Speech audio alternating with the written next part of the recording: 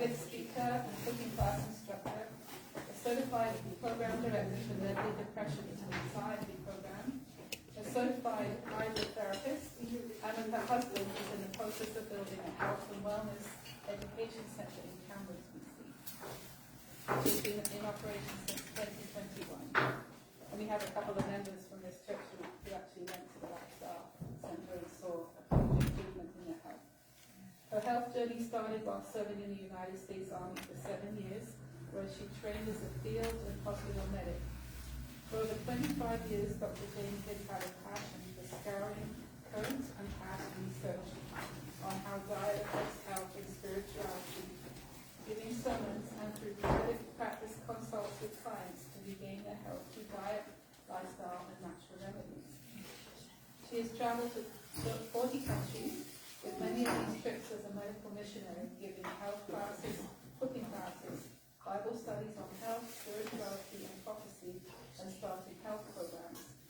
She's just returned from her second mission trip traveling around Kenya, totaling 7 months on 2 speaking circuits, teaching the spiritual application of the health message.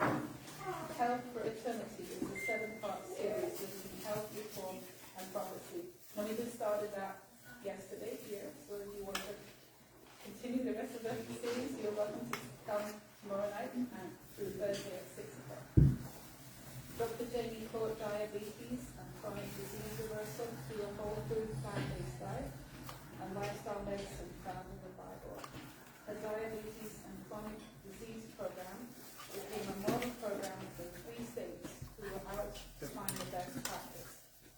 Dr. Janie's unique motive for teaching what she does stems from the untimely death of her husband from cancer after 40 days of marriage and 12 years of atheism. She deeply desires to hear others to join through the pain of losing a loved one going through what she experienced. Dr. Janie gains much satisfaction from not needing to see a client anymore because they have regained their health. And her testimony was on Friday night, and it should be on our Facebook page, I think. Yes, it's already there. So if you want to catch up and watch that, well, wait, listen. So please help me welcome Dr. Janie. Thank you so much. So, do you guys have recipes in front of you? Not yet? Okay. Well, we're going to get recipes out to you so you can all see what you're eating here. But the order of the morning is that we're going to go over the recipes while you're eating. And so this is a whole food, plant-based diet, nothing refined. And it's a lot easier and cheaper than we think it is. But I know that our culture has really gotten out of the practice of being in the kitchen. And there's so many women now, all they want to do because they're working and they're tired and they're not super women, is we're trying to get people, both men and women, back into the kitchen again. Getting back into the kitchen is the only way to be healthy. We cannot be healthy eating out at restaurants, eating TV dinners, frozen dinners, prepared foods. It just can't happen because we have a food industry that doesn't care about our health. And so they kind of give lip service like they care, because at least they put a nutritional label on the back. But it doesn't really help because it is a little confusing to a lot of people. So my thing is about getting people back into the kitchen again. It doesn't have to be difficult, but we do have to make some planning. It does take a little bit of planning. It does take a little bit of time, but not time. So throughout the course of this morning, I'm going to teach you ways to save money on a whole food plant-based diet, as well as how to save time in the kitchen.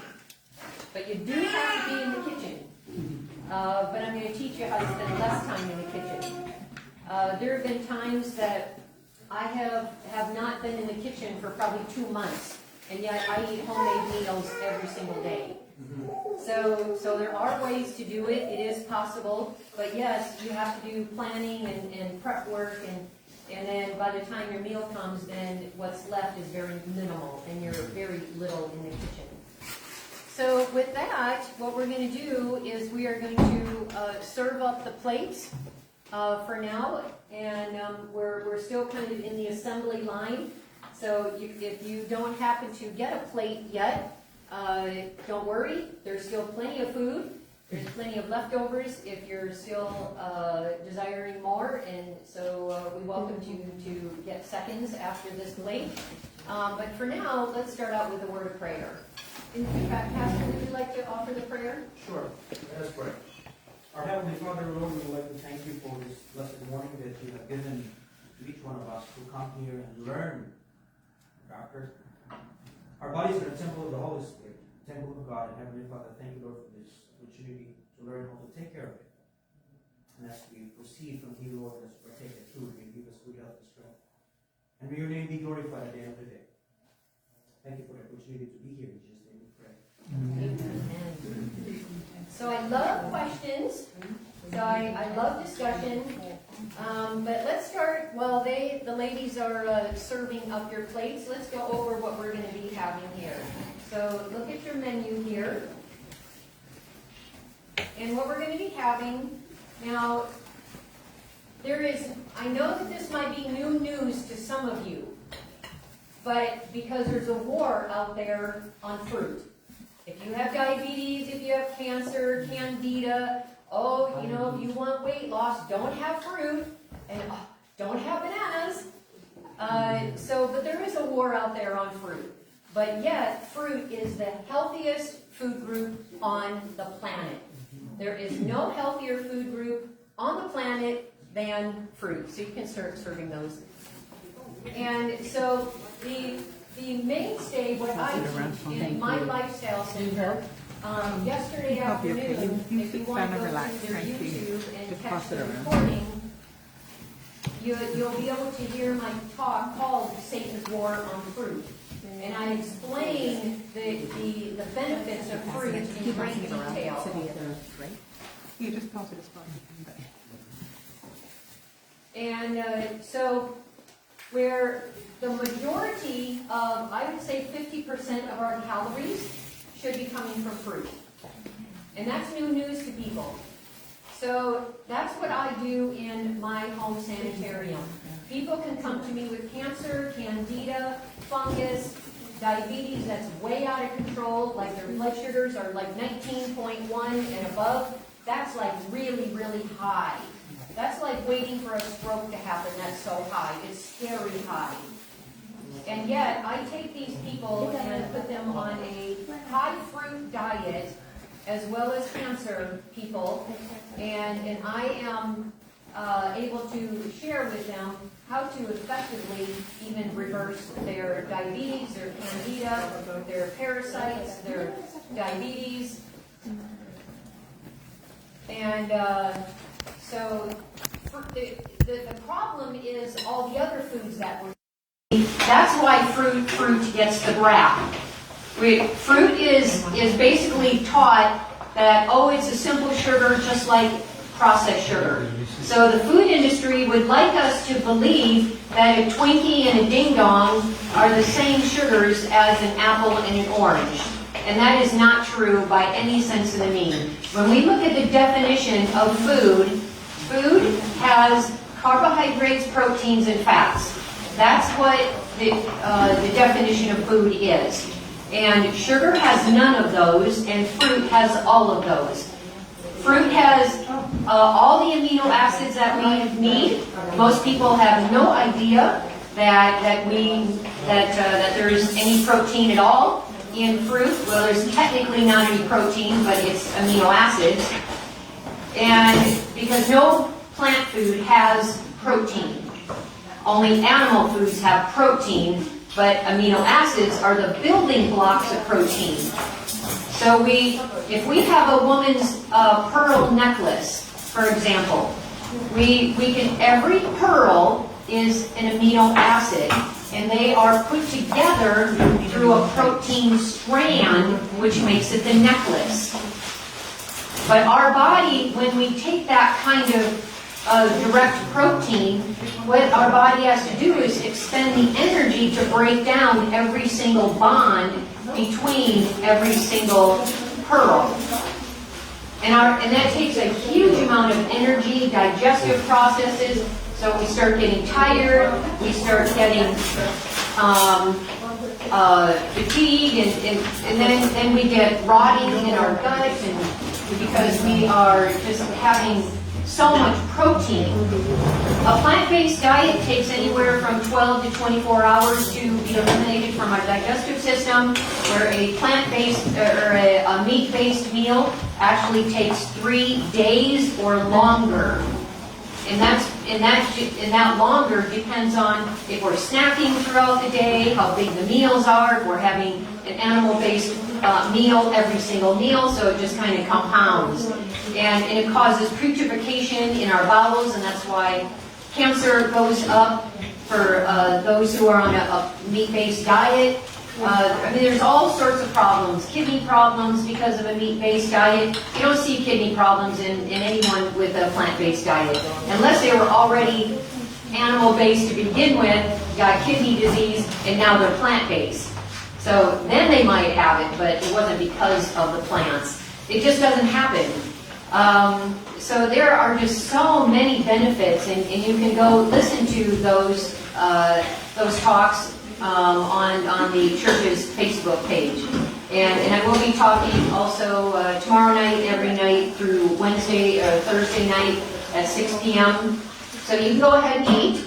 But what we're going to be having, so that's why you have a good amount of fruit on your plate. So you've got in order to keep your food budget down, you want to just get whatever fruit is in season. Don't be buying strawberries in the middle of winter. It's going to be very expensive. In the middle of winter, you're going to get the winter fruits. We always have bananas all year round. Every grocery store has bananas. Every grocery store pretty much has oranges, and most of them have pears. Everybody has apples. There's no grocery store that shuts down its produce section any time of the year, because every month there's always something in season somewhere, and then because of our wonderful transport system, we're able to import a lot of our fruit. So get something that is inexpensive, in season, and then in the summertime and the late summer, then start buying in bulk now your fruit that is in season, like all your berries and and then buy those in bulk and then freeze them, and now you can have blueberries all year round for a very inexpensive price. Most people don't really eat a lot of fruit. I know people who have 1 or 2 pieces of fruit a year. And so I think it's important to not just talk about fruit, but to demonstrate it. That's why you have fruit on your plate. So get whatever. So this says like mangoes and other berries. So it's banana, mango, mandarins, purple or black grapes, berries. So this is only a representation of just meaning get whatever's in season for the cheapest fruit. Just get any fruit. I don't care what it is. If it's the berries, if it's the melons, if it's the citrus, just get your fruit. It doesn't matter what it is. All fruit is an A+. Every single fruit is an A+. I know that the media likes to, tout one particular nutrient that's better on this one, and so we should be eating more of that. And I recognize that, but really all fruit is an A+. You can't go wrong. Just get whatever you can get. And then the other thing is tomato cucumber salad. Now there's no particular avocado in this salad. We left it out because we didn't want to serve the avocado twice. So it's also a guacamole onto your bread. But you can add diced avocado for this one as well. And then the lemon juice and the salt, you should be able to taste the tang of the lemon juice inside of your salad. If not, add more lemon juice until until you taste that tang.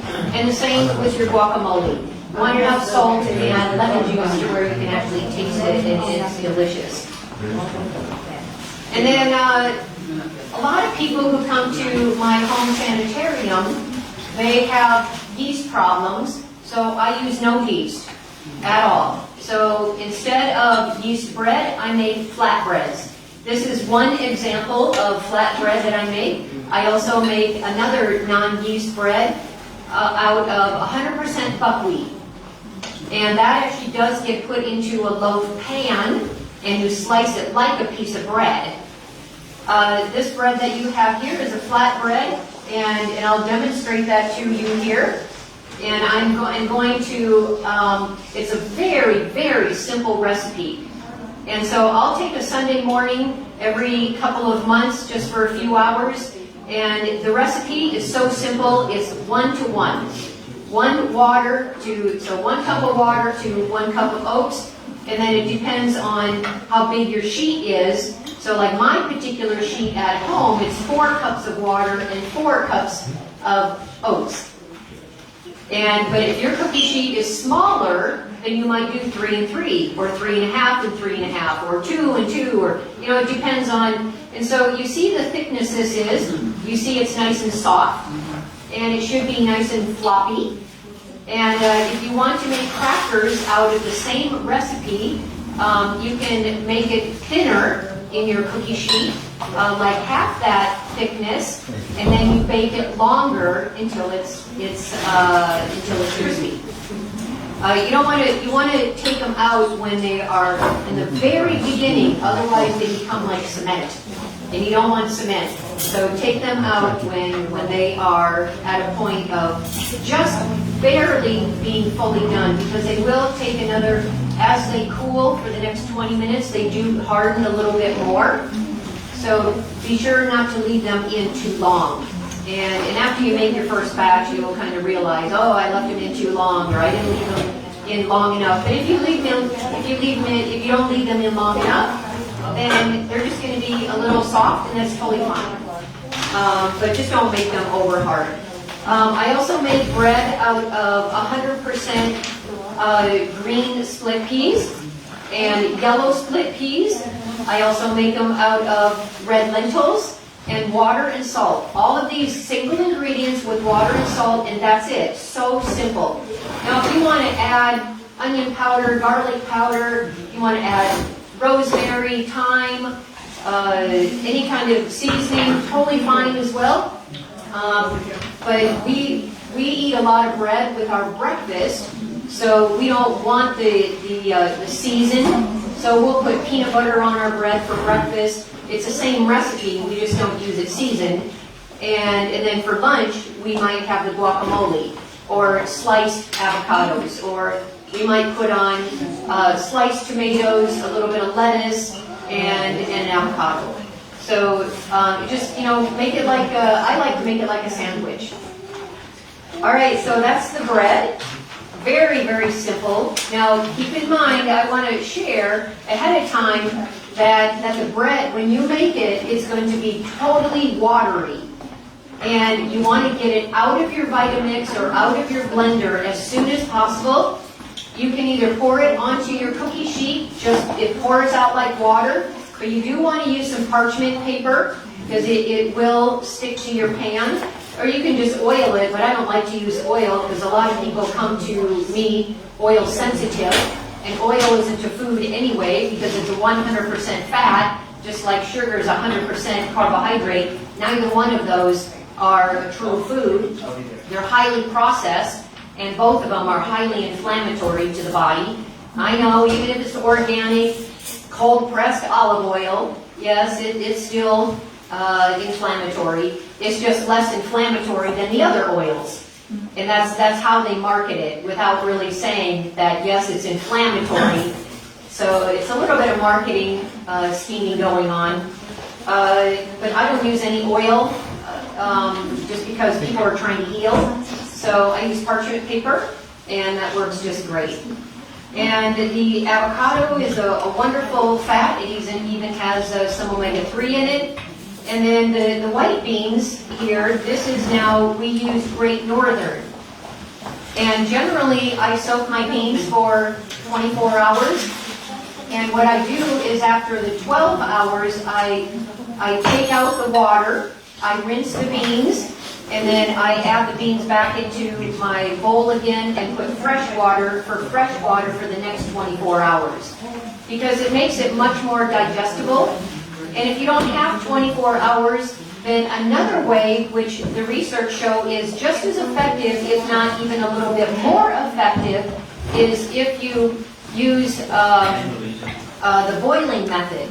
And that is when you put your beans into water, put them on the stove top, boil them at full rapid speed for about 3 minutes, and then you keep the lid on the entire time.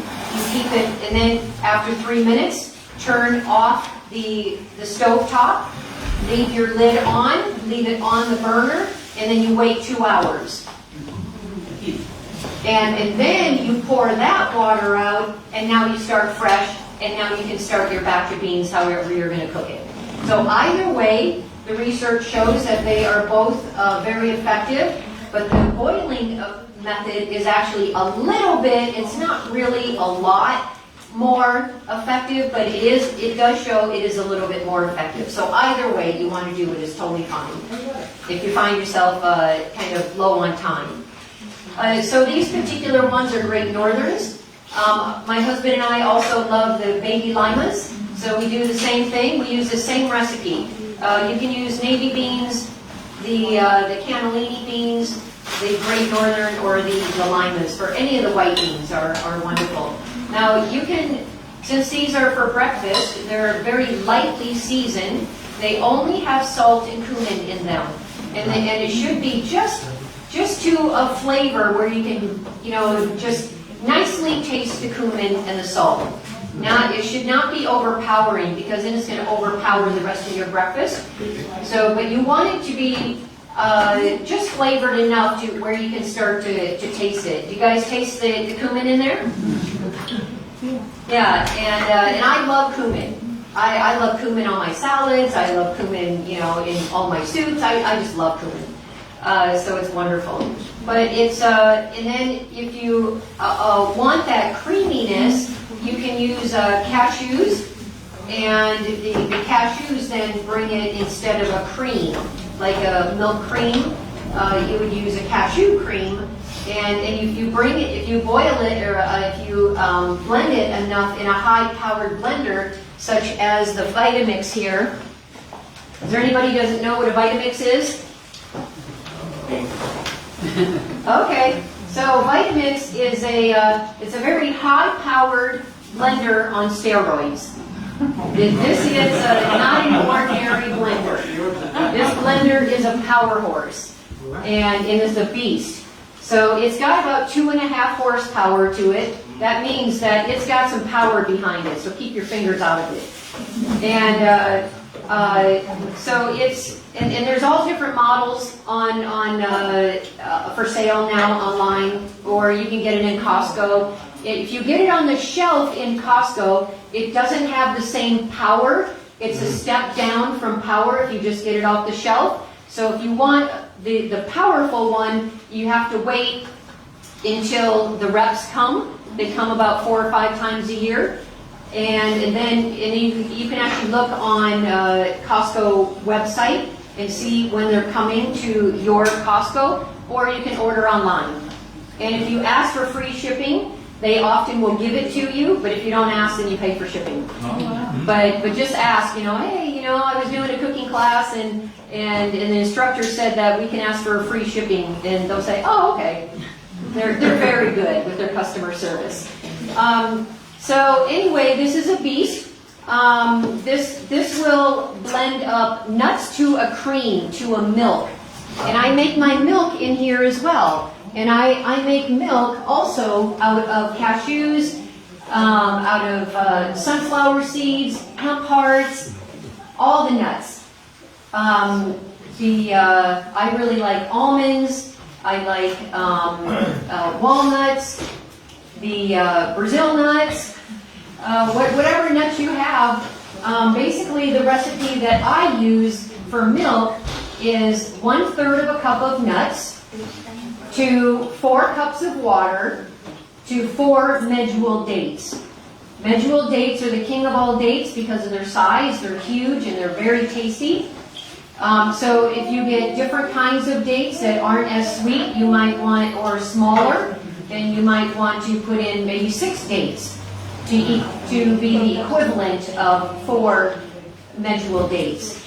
And you blend that up, and it'll pulverize it. Now I'm used to the pulp.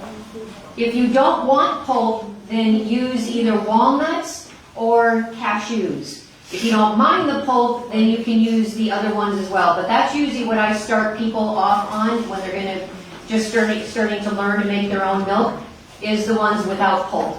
It pulverizes the nuts, the cashews and walnuts to a water, so there's no residue left. And so that's what these will do. A regular blender, it's still going to be a little chunky. So if you put your finger in there and you go like this, it should be very, very smooth. You shouldn't be able to feel any grains, no graininess at all. But if you don't have this kind of a beast of a blender, then and you stick your finger in, you're going to feel a little bit of graininess. But and I encourage people to get used to it, or get another vitamin, or get a Vitamix. Because then it's not a whole food anymore if you take out the pulp. And you want the whole food. You want all the pieces.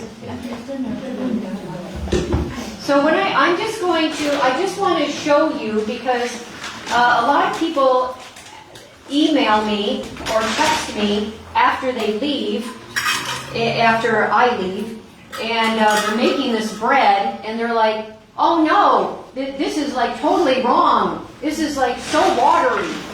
And so I'm just going to I'm just going to do 1 cup here because I want you to see. So it's just 1 cup of oats. I don't have any salt with me. Do we have any salt? And so I'm just going to blend this up because I want you to see what this actually looks like.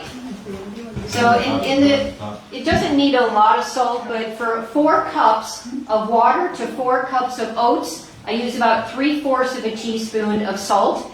If you don't use any salt, it does kind of taste weird because I've tried it before. So I'm not going to put very much in here. And I'm just going to whiz it up. And so those of you who don't know what a Vitamix is, it's loud. So close your ears for a second. Here we go.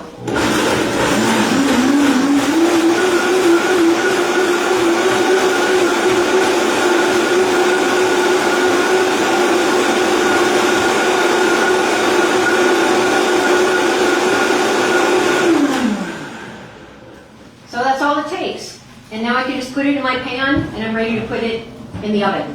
That's how simple it is. So you'll see that it's just completely watery.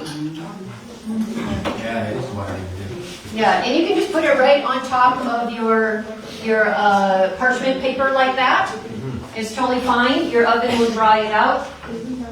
From this stage, you want to get it out of your blender. If say your oven isn't to heat yet, get it out of your blender, because as it sits, it's going to gelatinize, and then it takes a long time, and it's really hard to get it out. And you're using a scraper, and it's like, this is like terrible. So get it out of your blender immediately if you're not immediately ready. You can also, some people prefer to put it in the oven after it's already kind of thickened, and that's fine too. So just put it into a bowl or put it on your cookie sheet and just let it sit there until it gelatinizes itself.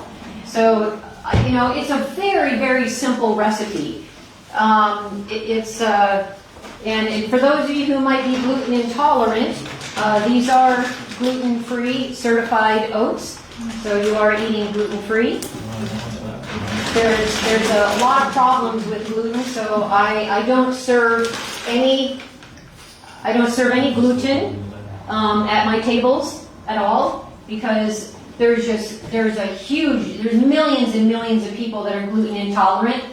The first symptom of gluten intolerance is the gut-brain issue. People have brain fog. Their memory is not so sharp anymore. They forget things. They just kind of feel like they might be walking through kind of a cloud or mud, or people just describe it in different ways, but they just know that something's wrong with their brain. They just aren't thinking crystal clear.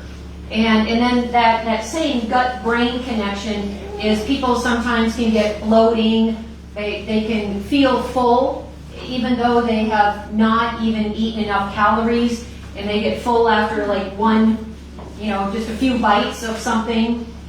You can pretty much tell. But only 60% of the people who are gluten intolerant get that symptom. There's over 300 symptoms associated with gluten intolerance. And I know of, when I work with people, there's more that's not in the research yet. So there are more than 300 symptoms associated, because some of the symptoms that I deal with people are not on that list of 300. So there's more. There's just all sorts of complications. So that's why I don't serve gluten. I don't serve wheat, rye, barley. All the oats that I use are gluten-free certified. Otherwise, they can be contaminated with gluten. And then, so the number 2 symptom of gluten intolerance is osteoporosis. That is, and that's something that we don't know that we have for decades. And we are a culture filled and riddled with osteoporosis.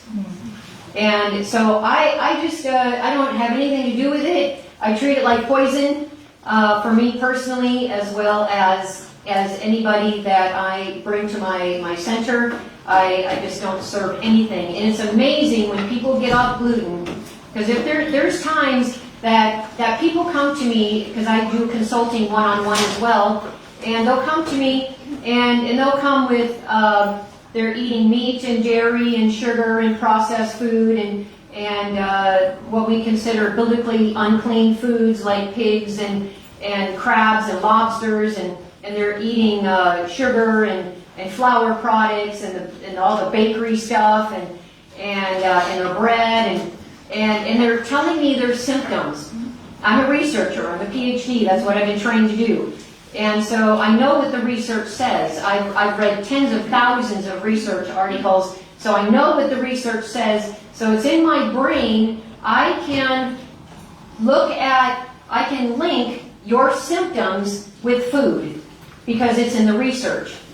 And when there's people that come to me and say, I just don't feel good, and then they tell me their symptoms, and they tell me, I just feel like I'm walking through mud in my brain, and my stomach hurts, and I get all this bloating all the time, and I'm just miserable. I will not take them off of anything, all those other foods that I mentioned.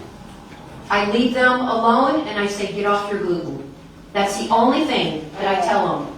Let's do one thing at a time, get off your gluten, and their symptoms go away. And that's how telltale it is. And so, it doesn't do any good for someone who's got the gut-brain connection problem going on to tell them to go vegetarian, because that's not going to help. They need to get off the gluten. So even if you're vegetarian, you need to get off the gluten. If you're vegan, you need to get off the gluten. So it doesn't matter really what the rest of your diet is. If you're gluten intolerant, you got to get off the gluten. It doesn't matter what else is there. Any comments or questions about anything that you're eating? Yeah, Do you like it? I have one here. Yeah.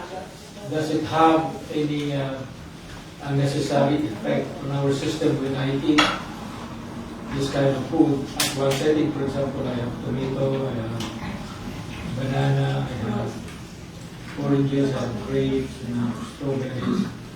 Does it have So, yeah, good question. So this is proper food combination. So the avocado is a neutral. The non-sweet fruits are a neutral, means that they go with fruit or vegetable meals.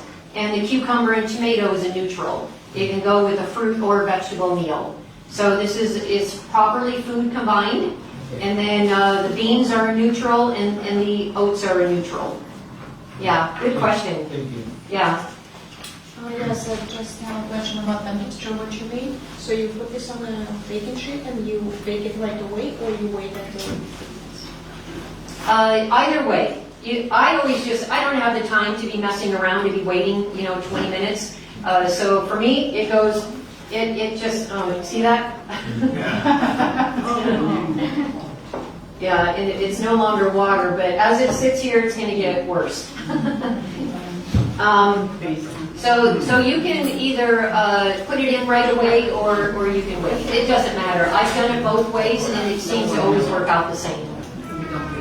You spoke about biblical, so was the gluten in the biblical time and Christ time different than it is now? It is, absolutely. So the gluten of today, or the wheat of today, is not the same wheat that when Jesus walked here. It's just not even the same because of hybridization. So it's been multiple hybridized over and over and over again to the point where our body doesn't recognize it anymore, even as food. And that's the problem. So the gluten content used to be about 36% or so, or 34%, and now it's about 67%. And that's the problem. And the reason that happened was about 100 years ago. If you remember, even 50 years ago, or you heard about bread for 50 years ago, the whole grain bread used to be very heavy and very dense. And that's because of the lower gluten content. And the wheat industry started to realize that they are losing money and profits to the white bread. So they found out, they did research and surveys to figure out what is it about white bread that people like, and let's duplicate it for the brown bread. And so what they've done, people like the sweetness, they like the softness, they like the higher gluten content, and so there they started to hybridize the process of hybridization. So they took grasses from one part of the world, and it took grasses from another part of the world that would never naturally pollinate, and now they brought them together to abnormally pollinate to create something that never was intended to exist. Yeah. Yes. I think my question is similar to his question, but mine is a bit more specific. Yeah.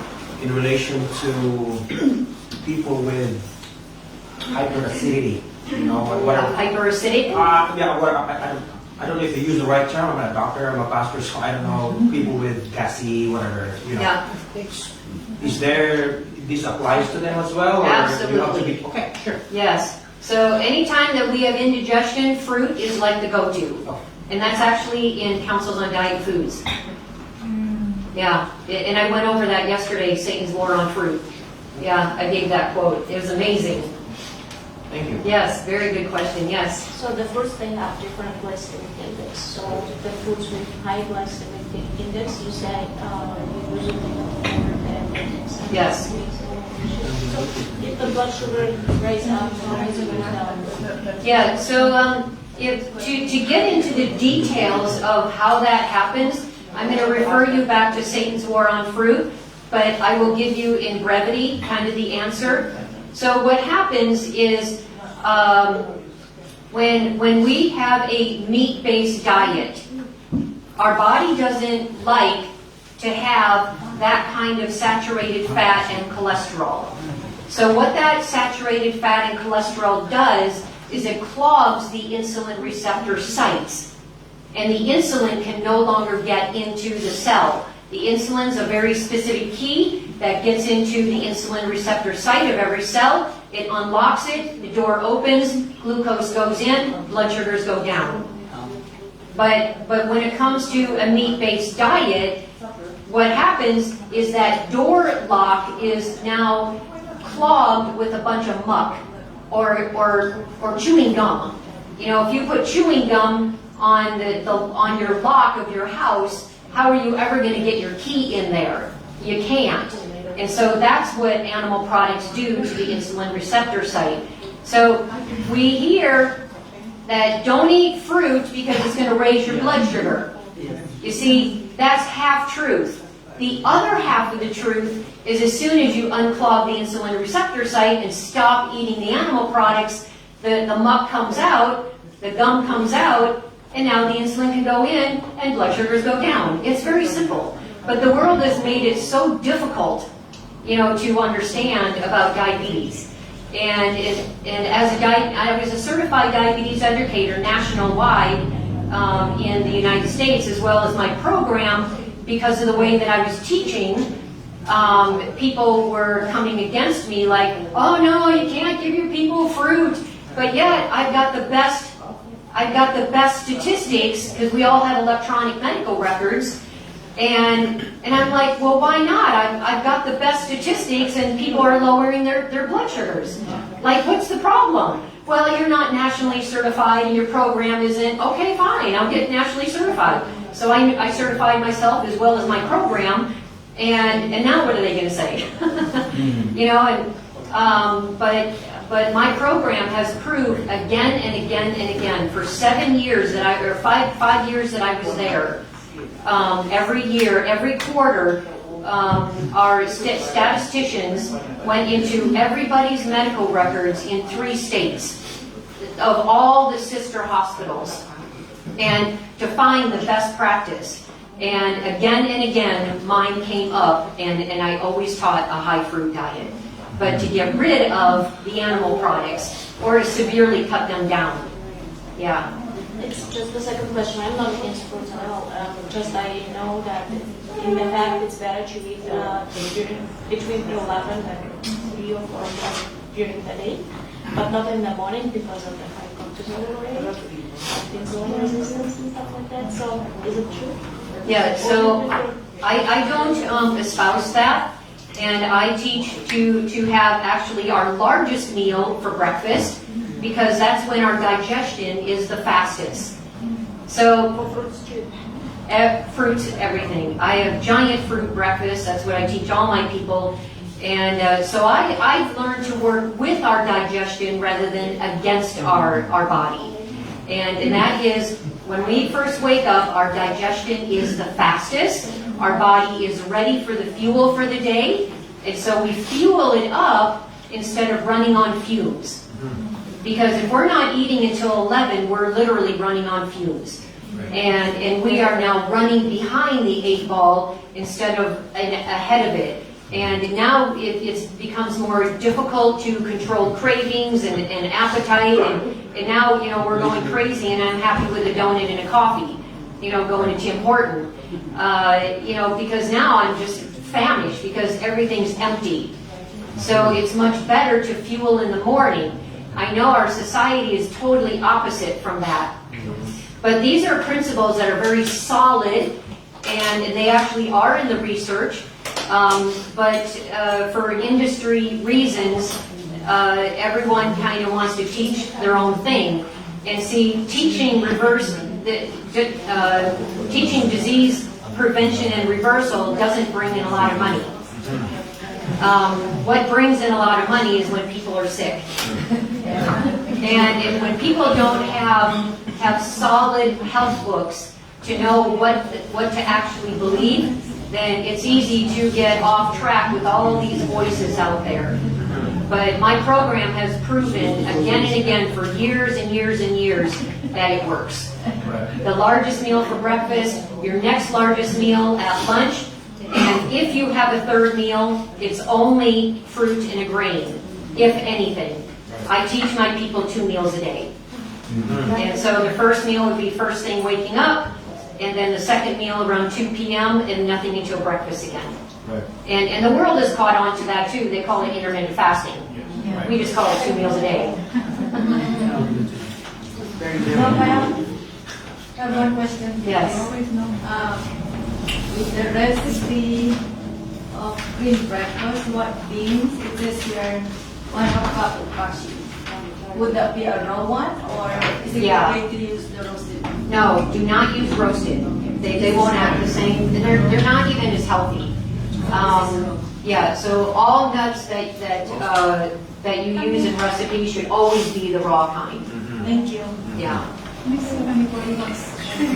Yeah, would anybody like any seconds? Lots of food. So maybe, if anybody wants these seconds, maybe we can just put the food over here and let people come choose what they want. Just put some serving spoons in there. So what do you guys think about the meal? Good. So you have the different notion like this because they said banana has so I'm pre-diabetic, right? So Your what? I'm pre-diabetic. Okay. So when I was reading all this, health thing, banana is high in sugar. Grapes is high in sugar too. All fruit is high in sugar, but that's the preferred fuel that our body actually has been created for. And so I was avoiding sugar. So you know there's no war on fruits is really good. And I didn't want to.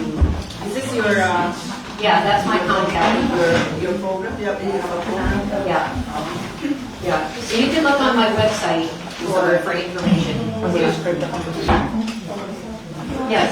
In connection to her question about the fruit, so you said fruit, all that is fruit. Do we have to control or just? No, just eat to your heart's content. But you gotta get rid of the other stuff. I said you no mandarin or whatever. So you just have to remove moderation there. But let's keep going. I don't teach moderation of anything. When you want to eat fruit, eat your fruit. But you gotta get rid of the other stuff.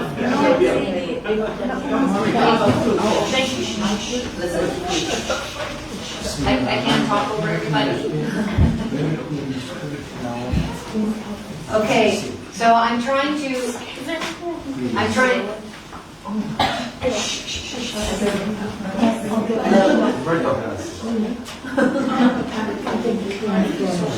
So I'm trying to answer her question. I can't yell over everybody. So the question is about the sugar in the fruit again.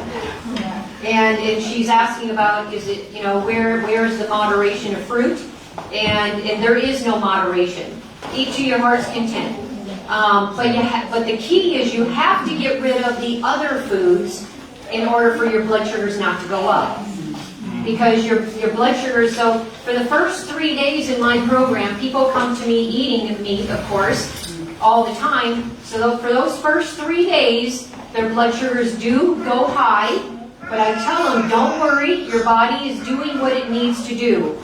And it's getting all the muck out of the insulin receptor site. And now on day 4, you're going to start seeing your blood sugars go down. And that's exactly what happens again and again and again. Thank you. Yeah. But you got to get rid of the animal products. Because that's why the blood sugars go up when you eat fruit. But eat your fruit. Because the fruit has fiber, phytochemicals, antioxidants, bioflavonoids, all the vitamins and minerals, and it's got all the anti-inflammatories. It's got everything that you need for disease prevention and reversal. Yes. What about fruit smoothies? Fruit smoothies are good for people without diabetes or cancer. Those are kind of considered to be pre-chewed. And so I don't recommend them because they can raise the blood sugars in the beginning. Concentrated, I guess. Yeah, just because it's concentrated. And so our body prefers to have whole fruit. So for everybody else, I recommend smoothies maybe only a couple times a week. Because we don't... You want to step out with your phone call?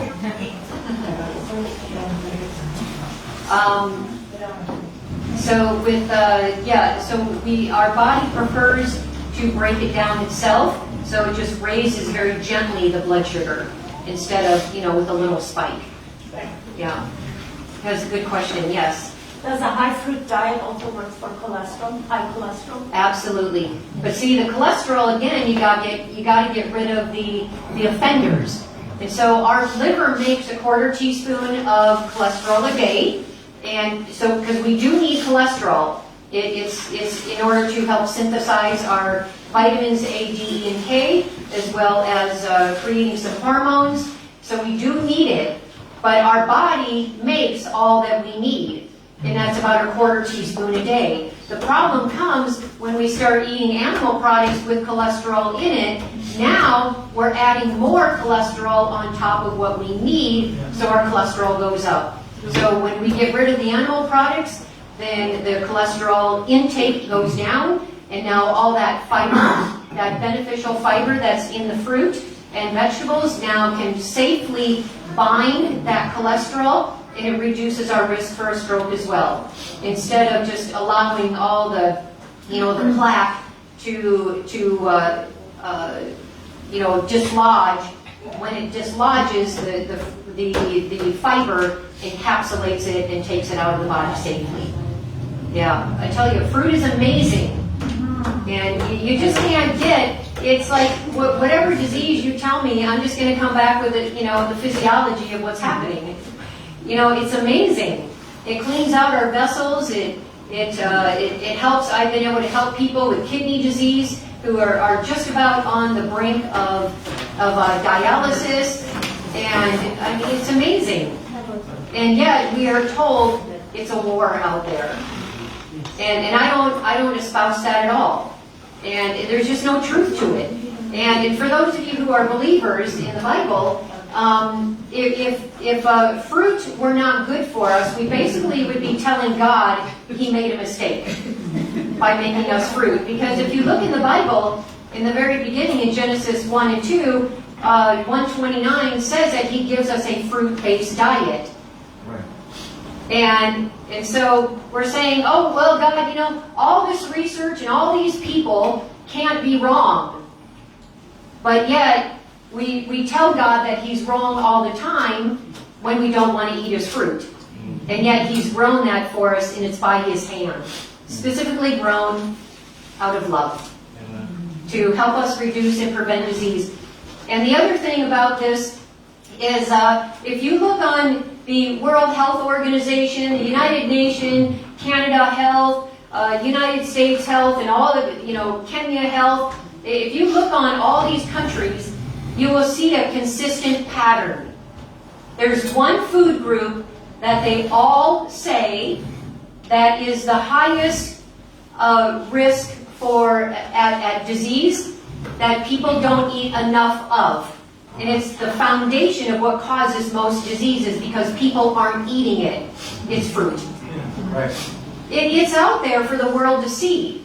But you've got all these marketing and advertiser, and you've got all the food industries that are trying to, that have deep pockets. And so we're hearing the money speak, not truth speak. Yeah. Yes. To lower our blood pressure, what food do we need to avoid? Fruit is the answer again, because it doesn't, normally our blood pressure goes up because our cholesterol is going up or our plaque is going up, and so our vessels are supposed to be nice and thick and fat, and they're supposed to be nice and round and very smooth in our vessels. But as we eat a lot of animal products, processed food, sugar, it starts to collect plaque in there, and now the area is narrowing little by little every single year that we eat like that. So it gets littler and littler, and there's all this plaque around there. So our blood pressure does go up because now the same volume of blood has to get through like half the amount of space through this little tiny space. And so the pressure goes up because that heart is pumping really hard.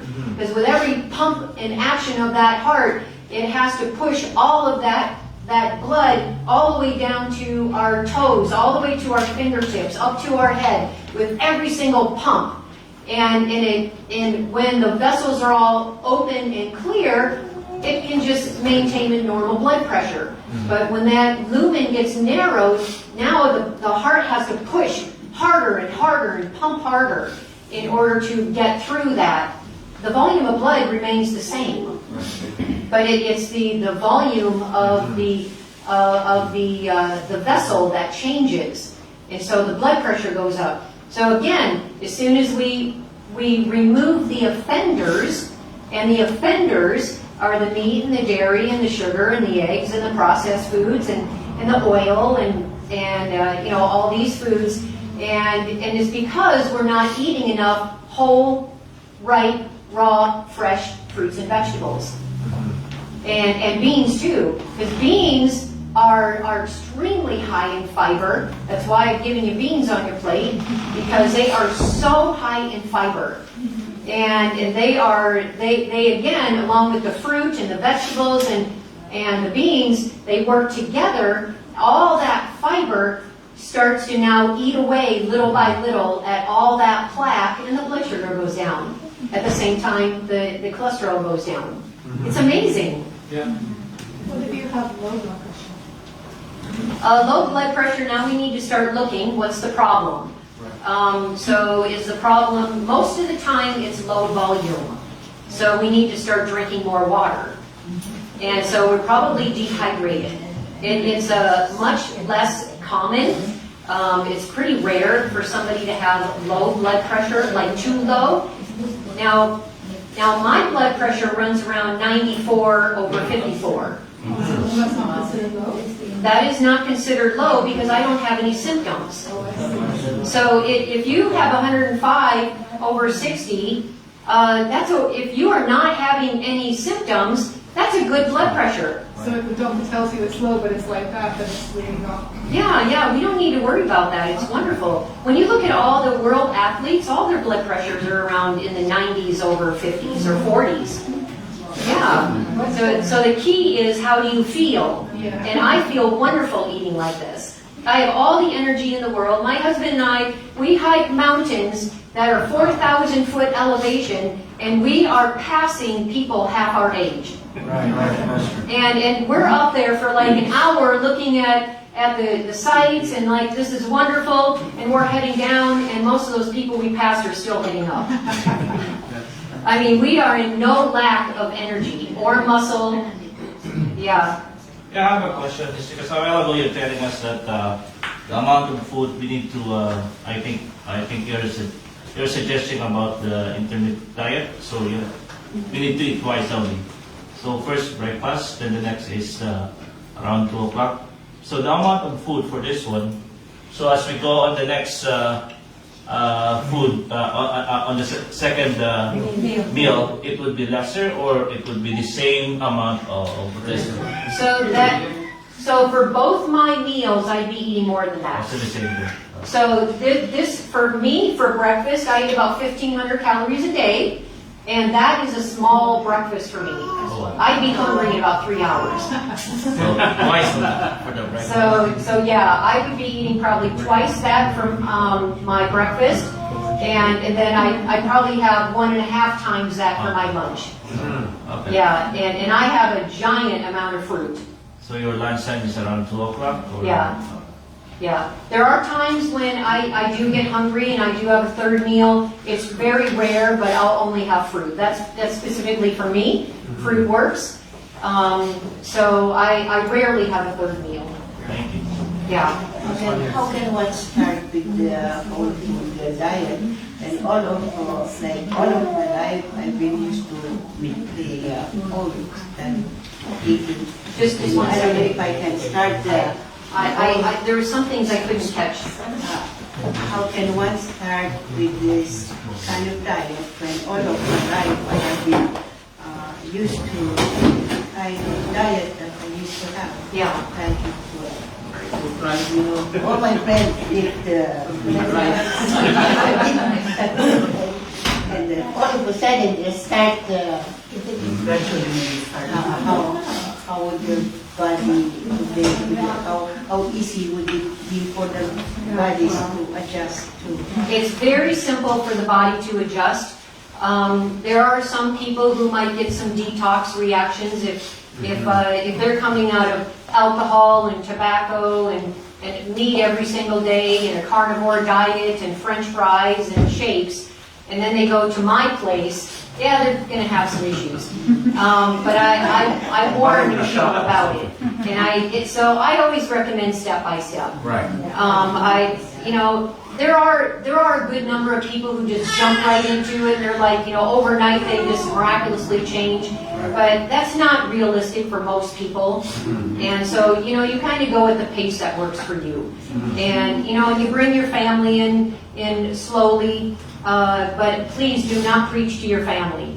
We do not have a right to tell someone else how they need to eat. So because you have learned this and now you want to change, you see, when you go home, you can now start implementing a few things here and there, but please do not announce it to your table. This is vegan! Hey, this is healthy breakfast! Don't do that. If I have a party and I invite my family, they're not going to eat them. So what I recommend is say for example my sister, she's vegetarian, she's vegan, and her husband is a meat eater. So she makes all the meal for herself, and her husband will eat everything that she makes, plus he wants his meat. So he does his grilling in addition to while she's cooking. And so that's how they work it. So he will eat everything that she's eating. I mean, meat eaters eat vegan food all the time. So we don't announce it to people because now we're bringing it to awareness. And we don't say it's healthy or this is vegan or vegetarian. You just serve it like you would any other meal, no fanfare, don't say a word. And if someone says something, hey, I've never seen this, and you just simply say, I just thought I'd try a new dish. Enjoy. You make no big deal out of it. And you never tell someone else how to eat. So you don't say, don't eat that, or eat this, or, you just let people be wherever they are in their growing. And you be wherever you are in your growing. Yeah. Thank you. You touched about water, or there was a question about water. What about hydration in general? Because most of the water these days that is for sale at superstore, Costco, whatever, that water has basically no minerals in there. So hydration is one of the, I think, most important parts, right, in our daily life. It's definitely, it's a definite, it's a lifestyle practice that is necessary just as much as it is the food that we eat and the exercise that we get. If we want good health, we have to be hydrated. We have to be drinking water. So what kind of water? If your tap water that's filled with fluoride in the taps, and that's all you can get, you know what, get it. Let your body do what it's going to do. But along with that fluoridated water, get your whole plants.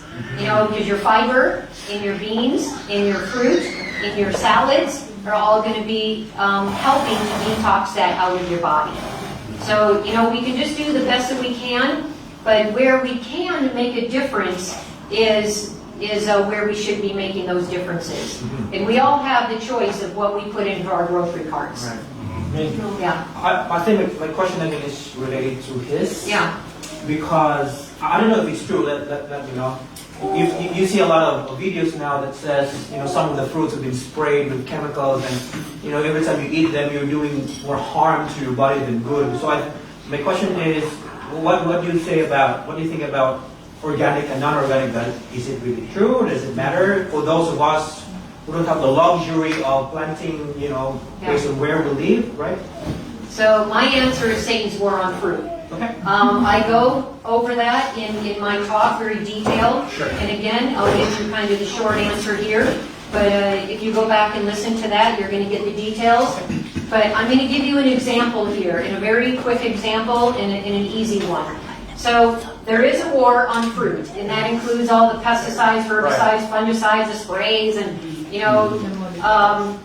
but let's put a realistic spin on this.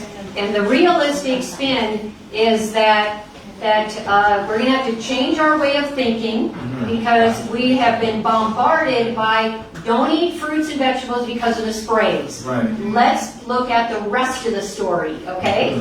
The rest of the story, I'm going to use fish as an example. And so when you got a little fish like this, Your body, my body, a fish's body, any mammal, all of our bodies, we create toxins. It's just from metabolic breakdown, it's from the air, it's from the water we drink, it's from the food, it's from the breakdown of the food. It just happens. And when we start to, and when these fish, they live day after day for 5 years, they take in toxins that are in the water, because our waters are very toxic. And so you got a little fish like this. Every day it gets a little bit more accumulated of toxins. It lives for 5 years, example. Now you've got a fish this big, and it's going to eat 20 of these little fish a day. These little fish, all the toxins that are in the liver and in the fat and muscles do not go away. They go now into the other fish that's bigger. And now that fish, it lives for 5 years, and every single day of its life for 5 years, it's eating 20 of those little tiny fish a day. So that's all those 5 years of the toxins built up into that fish. Now you've got a fish this big that eats 10 of those a day, and now all of those toxins that came from all of those little ones now go into the bigger one.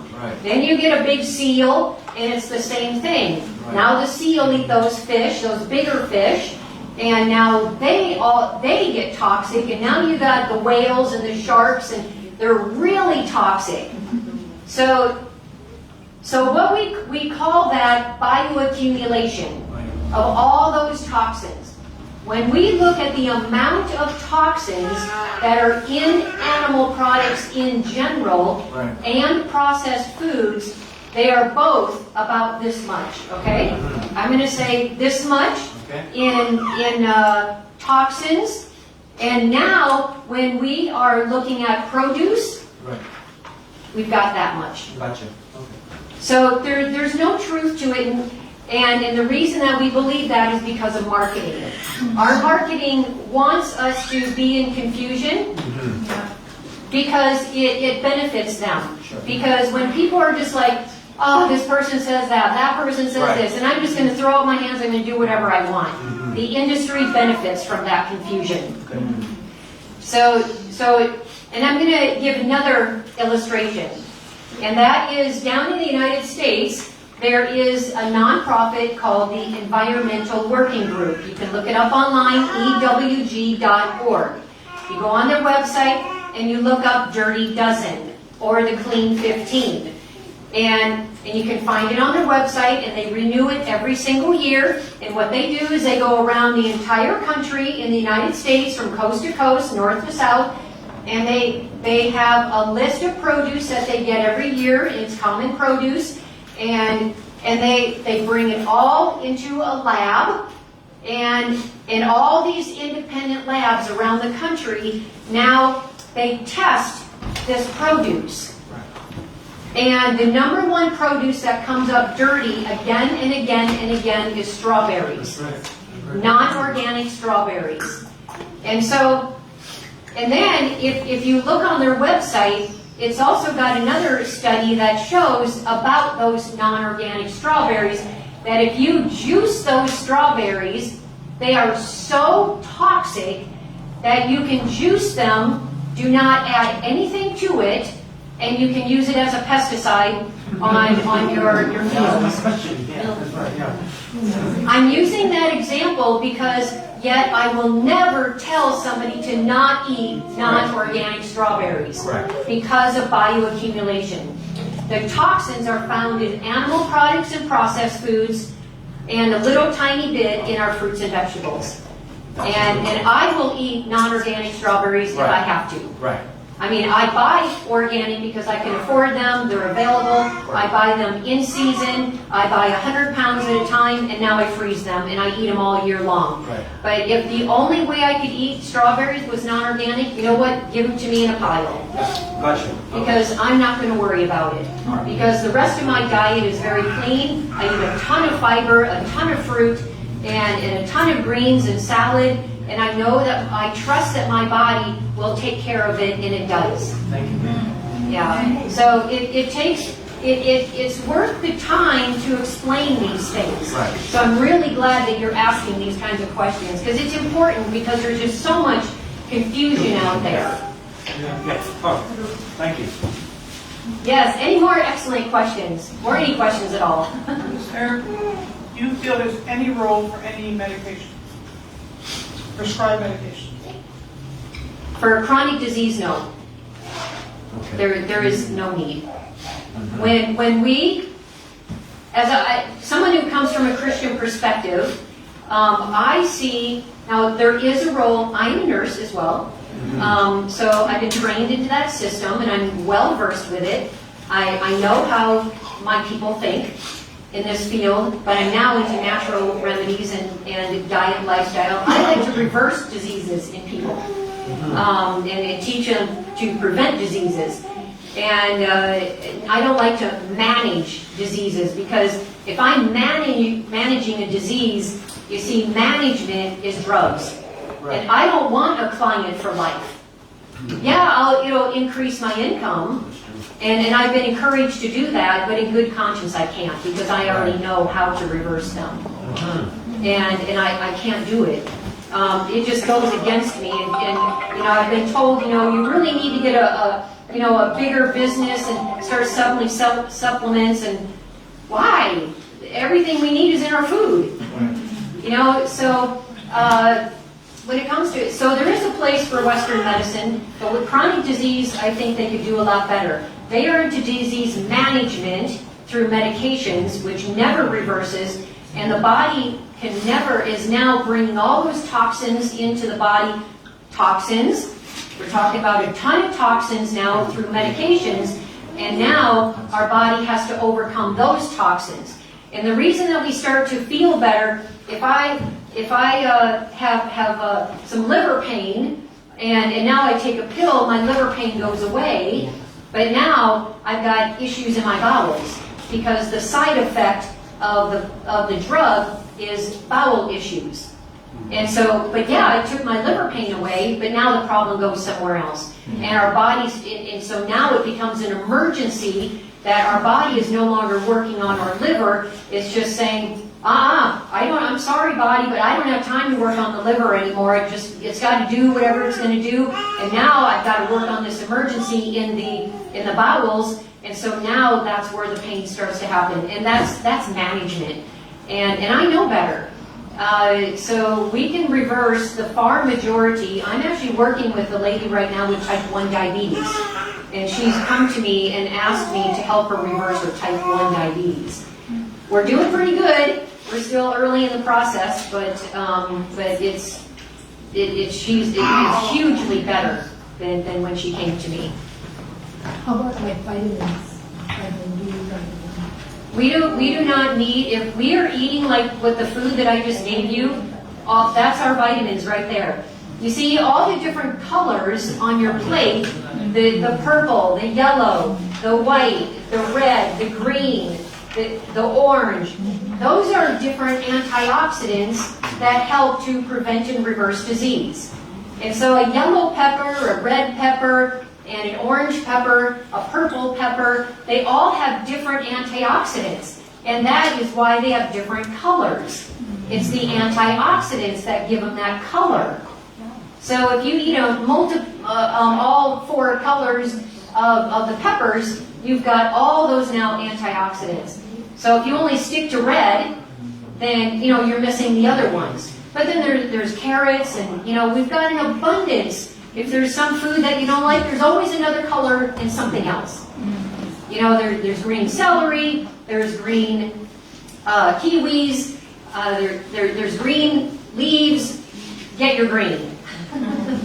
Get your orange. Yes.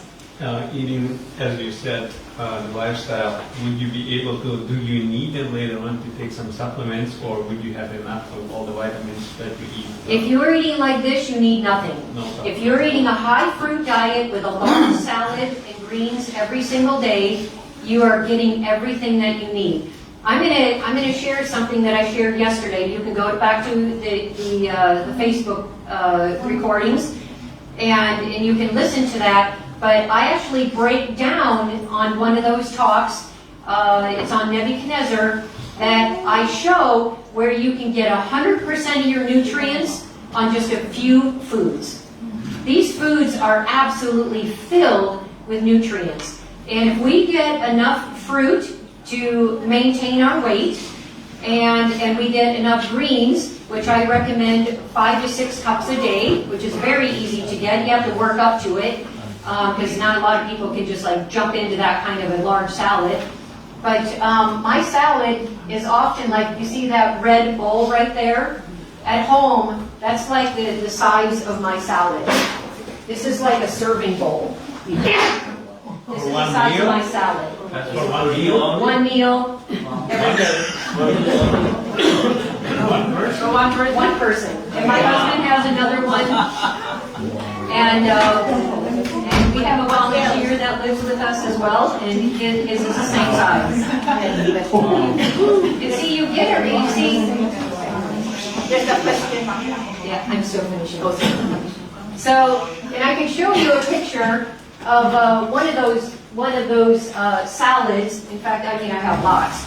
But let me see if I can find the one really quick of Travis. But what my point is, if we are getting, say we are out in the wilderness and all we have are fruit trees, some berries, and we have tons of greens, and there's tomatoes and celery and cucumber, and that's all we have, we get all the nutrients we need.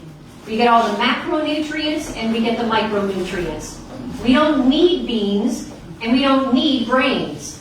We get everything we need through greens and fruit. The sweet fruit and the non-sweet fruit. It's amazing. And we can also build much strength as well. I've got plenty of proof here of people who eat a raw food diet, and all their diet is fruit and greens, and the non-sweet fruits like cucumbers, tomatoes, peppers, and they're just like muscle bound. And because we're taught that you can't get enough protein on eating a plant-based diet, much less a raw diet, and you can, if these men prove it. And so that's why I have them on here. But go back and listen to Satan's War on Fruit. And I'm going to see if I can find this real quick. I can't find it real quick, but anyway, I'll find it for you. And but yeah, we get these foods in their raw state. Only fruits and greens give us everything that we need. Just splash in a few nuts and seeds. We'll need some iodine, and so put in just like 1/8 of a teaspoon of kelp powder, and in selenium. Selenium is not found in a lot of foods, so you take like 1/2 to 1 Brazil nut every day and you get your selenium. It's very easy, to get that. It's just there's so much confusion. So in my talk on Nebuchadnezzar, I go through and I break down 1,500 calories and show the protein, carbohydrates, fats, and the nutrients. Yeah. So B12. B12 is, God took care of that vitamin through organic gardening. So if we are gardening ourselves, and I recognize not everybody does, but there's B12, the research is very clear, there's B12 on everything that comes out of the garden. The issue is that we wash it to death. And when you get something from the grocery store, it's just triple washed, and it washes all that bacteria off that our body actually needs. So the B12, most people do need to supplement with it, but it was never really intended to come, as a package in our food. It's a bacteria, and it's something that's on our food, not in our food. Yeah, and when we get that amount of B12 in animal products, and that's all that we need, we start to get ourselves in trouble when we go from a meat-based diet to a, oh, yeah. So let me show you this. So these are the muscle-bound guys, and all they eat are fruits and greens. But they need just 45 minutes to finish that bowl.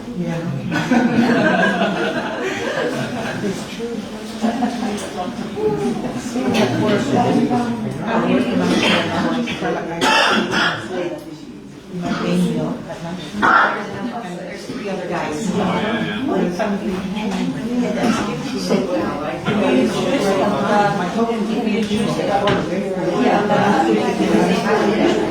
If you choose the vegetable, will it be the same nutrient as in you chew it? So the question on the table is about juicing. And so when we juice vegetables, the reason that we juice is to give the digestive system a break. If we're trying to reduce inflammation, so it's a temporary fix, and it's a very good fix because what we're doing is we're getting concentrated nutrients in a very easily accessible form. And so I encourage juicing for some people, but if our digestion is fine and our health is fine, we don't need to be juicing. We want that fiber. But yes, when there's a disease process and we need to cut down on the inflammation, the digestive processes, and we need maximum amount of nutrients, yes, by all means, juice our vegetables. And generally, 75 to 100% vegetables, and 25% fruit, or don't juice it at all. So, but there's no problem if you have green juice and you want to add an apple or lemon or something. It's not a problem. And then so B12, we may need to supplement because most of us don't do our own gardening. But there is, just so you do know, that there is enough B12 on organic gardening produce if it's not washed to death. But the problem comes when you are, this is another question that I, see this is why I like everybody to be in all classes, because I answer the same questions kind of over and over. But you can, so again, you can listen to those talks yesterday.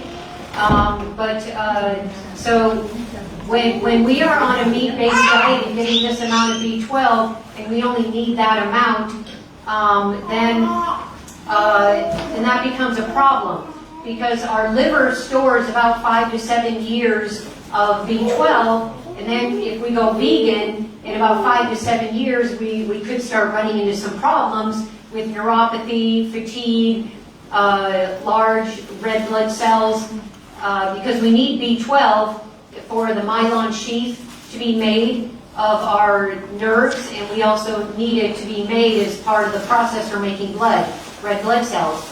And so when we don't get B12, now we start getting the problems. So I teach my people how to go on B12 supplements temporarily for like a couple of years until the liver is retrained, and then they don't need B12 but maybe once or twice a week or even once or twice a month. I mean, I take it once or twice a week when I remember, but most of the time it comes out to once or twice a month. I just don't even think about it anymore, because I used to have B12 problems. So it's, and then vitamin D, of course, is another question, but God's taking care of that as well through the sun. So if we are low D, vitamin D, we can't blame our diet, we can't blame anybody except ourselves, because it was never intended to be part of our diet. It was intended to be outside, so we get the vitamin D from the sun. So it's the same as B12. God's provided for both of them, but because of our lives, as we have chosen, we can't blame Him for something of our lack. Yes, there was another question over here. Yes. Thank you for being here. Thank you for sharing your wonderful. Thank you. I just have a question. In your baking, what do you use as an alternative to white sugar? White sugar. I use no sugar at all. of any kind. So I just, I don't use any recipes that calls for sugar. I use recipes that call for fruit. Yeah, fruit is the sweetener. Yeah, and you can use dates, apples, applesauce, even oranges, mangoes, yeah, all sorts of, yeah, bananas. Yeah, yes. So this is the name of the Progressively Rural Wellness? Yes, that's my That's website. also center in BC? Yeah. Because last June we went to, me and my wife went to Black Hills, South Dakota, maybe you know the place. Yes, I'm familiar with them. And they put us on a fruit and vegetable diet for 10 days. I don't have an existing health condition, but my glucose went down, my blood pressure went down, my weight also went down. Not that that's not my primary purpose, but I went there just for curiosity. And I can attest to the fact that you're talking about this diet, because I'm not a vegetarian diet for many years. But when I went down there, 10 days, that is what happened. So really, I know, but the US dollar is so high. Compared with the Canadian dollar, and we went to Black Hills, South Dakota, and so we have this center here in BC. Yeah. Yeah. Yeah, that center. Yep. Yeah, I have people coming all around Canada to meet. And we often have people rotating through. And one of the nice things that I'm offering to people for temporarily is if you're physically able to volunteer, then I let you come for free. But you gotta work for me too. Over there, half. What's that? In Black Hills is half. I pay half because Oh yeah, because you were. I'm not sick. I'm just there for. You were the support person. Yeah, that's right. Yeah. So if it's free, that's good. But I have to bring one with me that is really needing the. Yeah. That's right. Yeah. There for 2 months. All right, get a hold of me. We'll make it happen. So what kind of work would you do if you came to help you? Oh, if you come to help, what I do is I match your skills with what we need. And we need a wide variety from if people can paint and sand, and which anybody can do. People just have to have the health and the strength and the endurance to be able to work. And then all the way to trade laborers. We'll take anyone in between. And people's lives just in 10 days literally are changed. And some people come for volunteer for a week, and some people volunteer for 2 months. We have one man that has been there for 10 months now, and he just is amazing. He is learning so much. We thought that he was just going to be there a couple months. He was going to volunteer for like 2 months. And he's still there 10 months later. That's how much, he's like, I need to know more and more and more and more. So we often wake up at 5 in the morning to do Bible studies on health and other topics, and we have a great time. He's just a great worker for us. Yeah, couldn't ask for anybody better. But you don't have to stay for 10 months. You can stay for a week or 2 weeks or a month. I mean, people just come for kind of all different time periods. And I teach you. And I teach you the diet, I teach you natural remedies as they come up. I do treatments on you if need be. So you still get the program, but you also work, so we both get a benefit here. So it's been wonderful. We've had lots and lots of volunteers that way. Are you also familiar with Lyme disease? Yes, but not as much.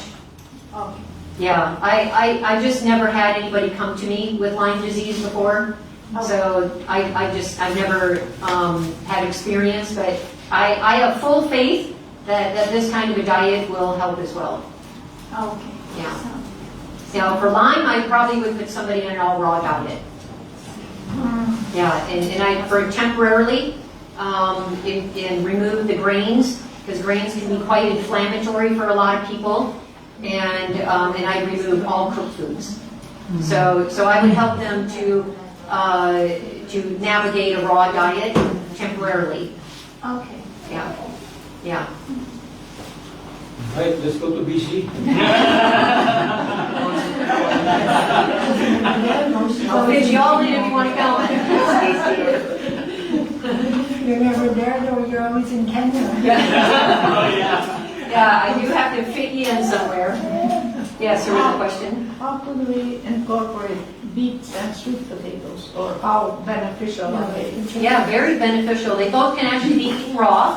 And so I have a spiralizer, you know, those spiralized vegetables that you see in the grocery stores. I have one of those, so I spiralize those.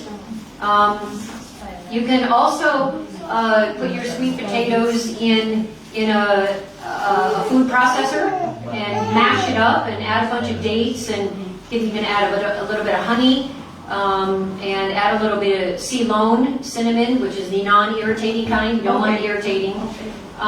Or you could add cardamom, coriander, and it's quite delicious. Or you can just steam them. Okay. Yeah. We always grow lots of potatoes in our garden, so. The white potatoes? Yeah, white and red. Yeah. White and red potatoes, so we Yeah. store them in the winter. Yeah, wonderful. Have baked potato bars. Yeah, I do a lot of baked potato bars. Yeah. How is the air fryer? The air fryer, yeah, the problem with air fryers, and there's not a problem with it, but the issue with it that we need to be careful of is, especially like when you're doing potatoes and you're going to make French fries or something, is they're not even, because potatoes aren't even, and so the ends of the potatoes can have a tendency to get burned, and before the rest of the potato is done. And so, there's the Maillard reaction, and the Maillard reaction is a reaction that causes browning when you bake in a dry heat. So when you bake in an oven, or you use the air fryer, or you roast, you get that's where your bread starts to turn golden brown. Your French fries start to turn golden brown. You know, when your cookies, your muffins, everything starts to turn golden brown. That's the Maillard reaction. And that reaction, if it gets too far, is carcinogenic. And so the lighter the brown, the better, but even that light brown is even slightly carcinogenic. And so the darker that it gets, the more carcinogenic it is. So you want to make sure that you don't over brown them, because some of the ends can get quite dark if not. It would be better. Yeah, but there's nothing wrong with the air fryer. You just got to be more attentive. Just knowledge. Yeah, exactly. And then halfway, what you can do is with the, take your air fryer pan out, and then with your spatula, just kind of turn the potatoes. And if you also, if you're stringing your potatoes, either by hand or with a food processor, rinse under cold water to get all that starch off, and it bakes a little bit better as well. Yeah. So toast isn't so good, eh? Toast? Like Not when it's like super toasted. When it's brown. Yeah. But you know that there's nothing wrong with it. It just, you know, we need to be really careful about, you know, dry it instead of brown it. So just warm it up. Yeah. So you can keep it at a lower temperature to where it doesn't get so brown, but it's brown enough to where it's been like double baked. You know, it's dry. What is that called? The twice baked bread? Zwieback. Yeah. So Zwieback is no problem. You got to just look at how brown it gets. So it's much better at a lower temperature to dry it. It's easier to digest that way as well. So you just can't make sure it's like brown. Yeah, there was another question? Yeah. Fasting, how many times would you introduce the fasting in the raw diet or in the diet that you actually approve? So Well, it depends.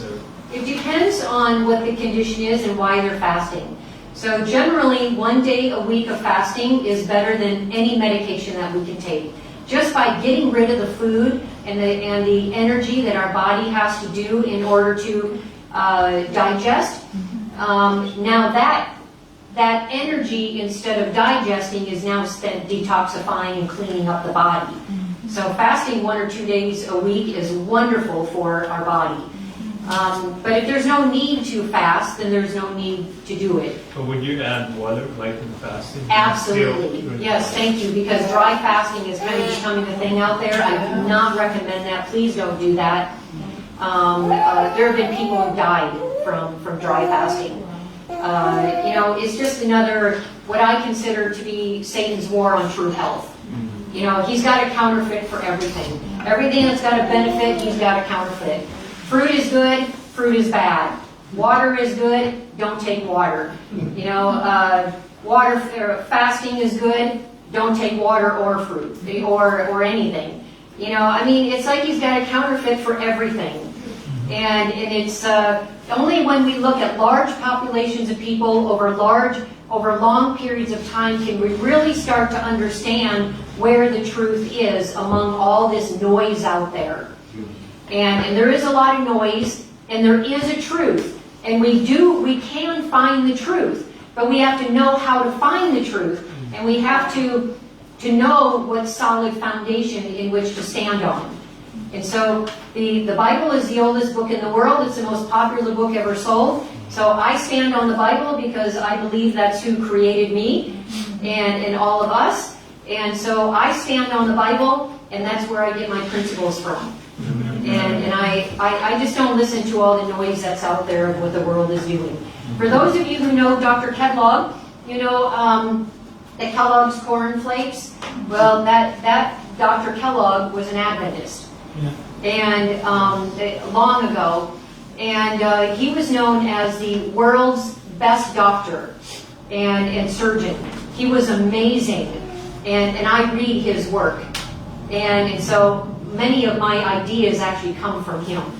And if he's able to reverse and prevent diseases in people the way that he did it, through outdoor air, exercise, water, sunshine, sleeping outside, you know what? That's what I'm going to do, because God actually calls those remedies. Walking out in the forest is a remedy. So we live in the forest. And so when people come, they forest bathe. The world's given it a name called forest bathing. You know, and you got to go out and forest bathe, and we just live there.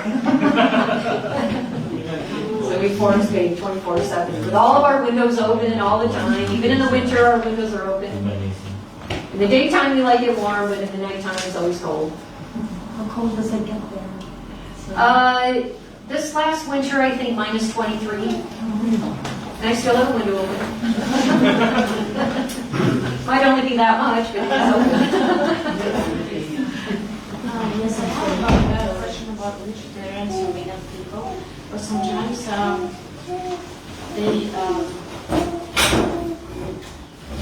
they think they eat healthy, but they have a lot of issues with digestive system. And seems like because of inflammation in the digestive system, they are not able to get all the nutrients, vitamins from the food they're eating. So how to solve this problem? Yeah, again, it's very simple. You get them back to the basics.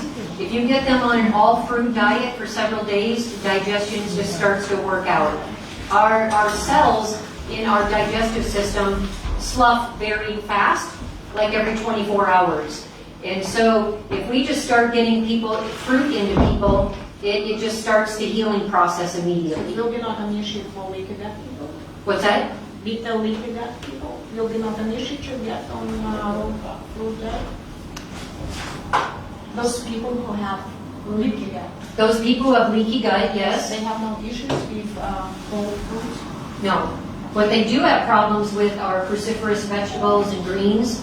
So I don't serve them in the beginning to them.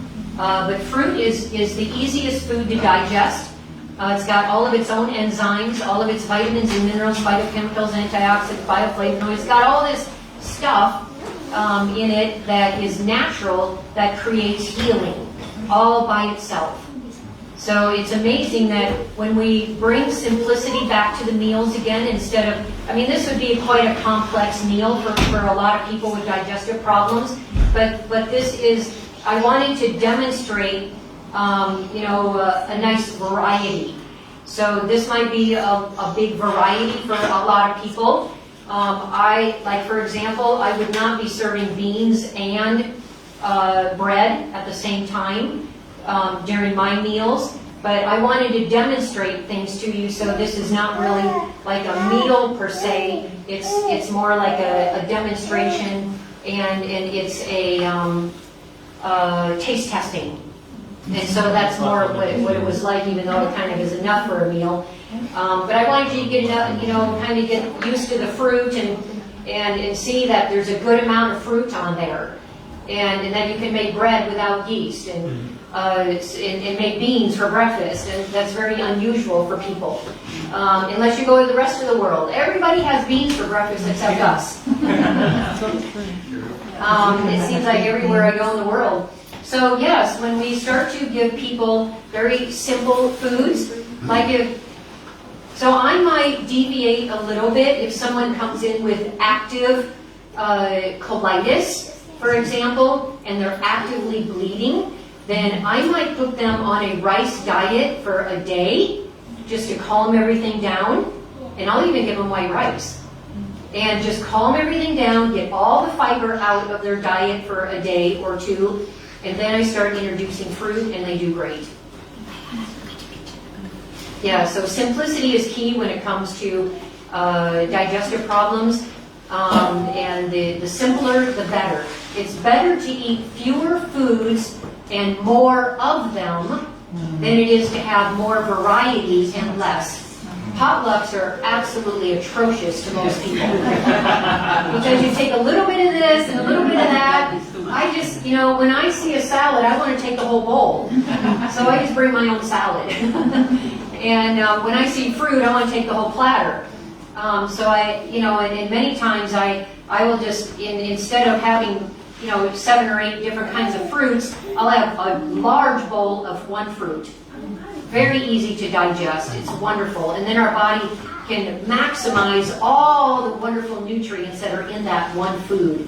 And it does really, really good. Amen. I have a question because I always bake bread. What is wrong with using yeast? Yeast does create problems for a lot of people. So people generally, when they come to me, they often have parasites, fungus, yeast problems.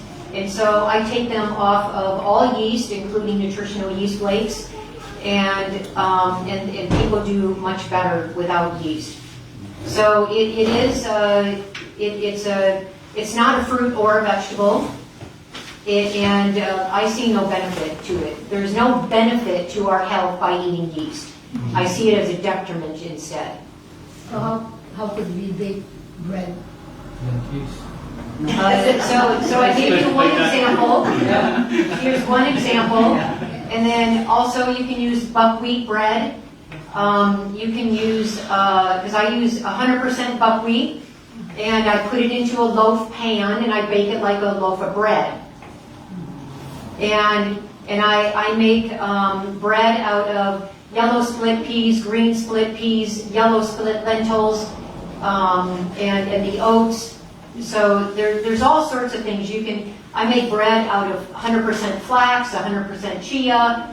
I mean, we can make all sorts of breads, and these are flat breads, and you can then put them in the freezer for future use, and they taste just as fresh as when you bake them. Yeah. Okay. You're welcome. My question was, what can you say about sweet purple yam and spirulina? About spirulina? Spirulina and the purple sweet yam. Purple sweet yams. Yeah, so yams, if they are purple, they have wonderful antioxidants again. So all of those colors are just so beneficial to us. So eat them. But many times vegetarians or vegans, they go to a very high starch diet and yet still have health problems, and then they say that the vegan fat diet doesn't work. It's not the vegan diet, it's because they have a lack of understanding actually what a true healthy diet looks like. I have spent the last 29 years of my life hours and hours every single day researching what is that perfect diet. And I don't know anyone who's studied and put their life into it as much as I have. And everything that I teach is well researched, it's founded in the Bible, and it's been proven again and again and again with not only my own program, but other people who do similar programs. And so, but the high starch diet is not the human diet. That's not natural for us. What's natural for us is God has given us these hands and arms to be able to reach to get fruit. And it's natural. We don't have to do anything other than wash it, or just me, I just wash it on my shirt and I'm eating it. You know, and to pick things from the garden. You know, we don't have claws. We don't have fangs, you know, like a predator. If we were a true carnivore, we would have to have fangs for our teeth, we'd have to have claws for our fingernails, and we'd have to be able to run after a deer and kill it with our bare hands and not use a gun or bow and arrow. That's a carnivore. You see, a carnivore has their digestive system 5 times as long as they are. Ours, as a herbivore or as a frugivore, ours are like, our intestines are much longer, or I think theirs is like 3 times, I think ours is 5 times. But ours is much, much longer because of the fiber, that it takes a long time for our digestive to go through all that fiber. And so our body, through the large and small intestines, it takes hours for it to go through. And where for an animal, a carnivore animal, a predator, you will notice that they eat like once a day, like every 3 days or something. And they can often go for a week. And yet their food, they never get cancer. And they eat raw meat. And if we ate raw meat, we'd get sick. The reason that we get sick is not only because we cook our meat, we can't eat it raw, of course, but I'm comparing it to the animal kingdom, and they eat the bones. It's the bones that create the alkalinity for the acidic flesh. So we cannot eat the bones, and that's why we get sick. It's because we're not eating the bones. Well, all we're eating when we eat animals is we're only eating that flesh without the bones. So, I mean, our whole system, our eyes are not made like a carnivore. Their instinct is, they have a much less intricate, they don't need color vision. They need, they are run by instinct, by motion.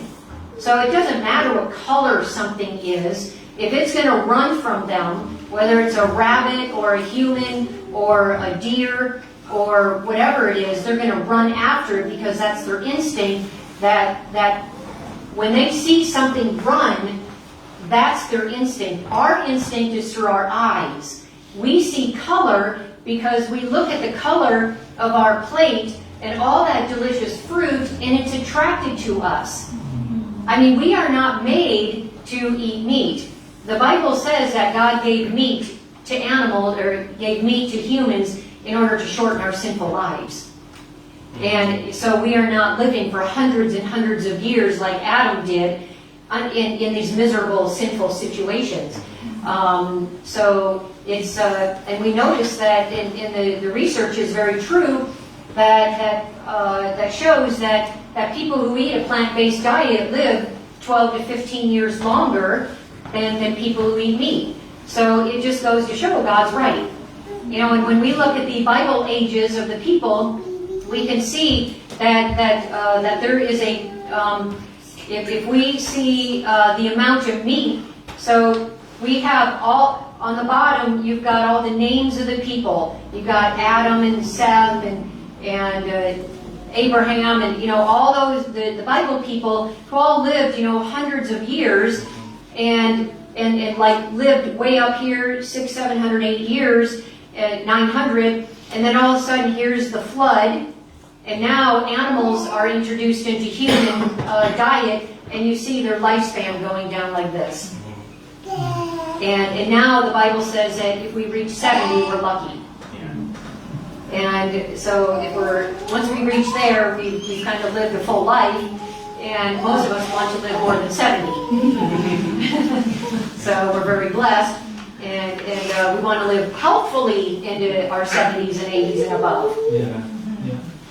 And we can't live healthfully on a carnivore diet. So, yeah. Any other questions? You guys are just filled with really good ones. One whole papaya at breakfast, another whole papaya at lunch, another whole papaya at supper. Is that okay? That's fine, but it's not enough calories. You need more calories. So the next day, I will eat some calories without the papaya.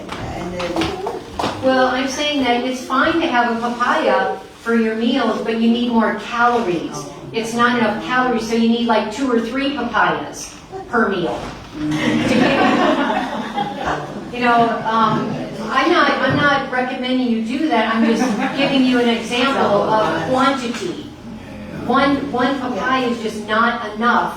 I'm going to be hungry an hour later. So you have to eat enough calories. So for me, I am on a 1,500 calorie a day diet. That's just what I've eaten forever. And so for me to eat one papaya, well, one papaya is probably 250 calories, out of my 1,500. You see, it's not enough to be, the nutrient panel is wonderful, it's fine, but it's not enough food. So you need a papaya and a couple of oranges and a couple of bananas, because for me, I need to get up to about 750 calories or 800 calories. So my one breakfast is giant. It's about 800 calories or about there, and then that's what it would be a little bit less for my lunch. Yeah, so and when you start to eat like that, your stomach starts to, first of all, it starts to love life at two meals a day. Not that there's anything wrong with 3 meals, but 2 meals is definitely better. And you definitely don't want to be eating after like 5:30 or 6. Because then there's not enough time for the body to digest the food before you go to sleep. And then you end up with side effects, from eating too late now. You get restless leg syndrome. You actually increase your risk of heart attack throughout the night. Your blood becomes slower and thicker, so increased risk of heart attack. And you have all this food in your system, and then you get increased nightmares. I used to have horrible nightmares until I quit eating at night, and now I don't have any nightmares. And but I think that's where Stephen King gets a lot of his ideas. I think he eats at night. I don't know who can think like that unless you're eating at night. So there are principles of health in the way that we've been designed. We've been designed in a very particular way, and the research supports everything that I'm talking about. So it may be new in the package and the way that you're hearing it, but the noise is gone from all the marketing. I don't care what marketers say. I just don't care what the popular doctor says. I don't care. My solid foundation is in the Bible. Amen. Yeah. You need to add to her question about spirulina. Yeah. Then I have another question. Okay. And spirulina, I asked that. Didn't you ask that yesterday? No, today, just now.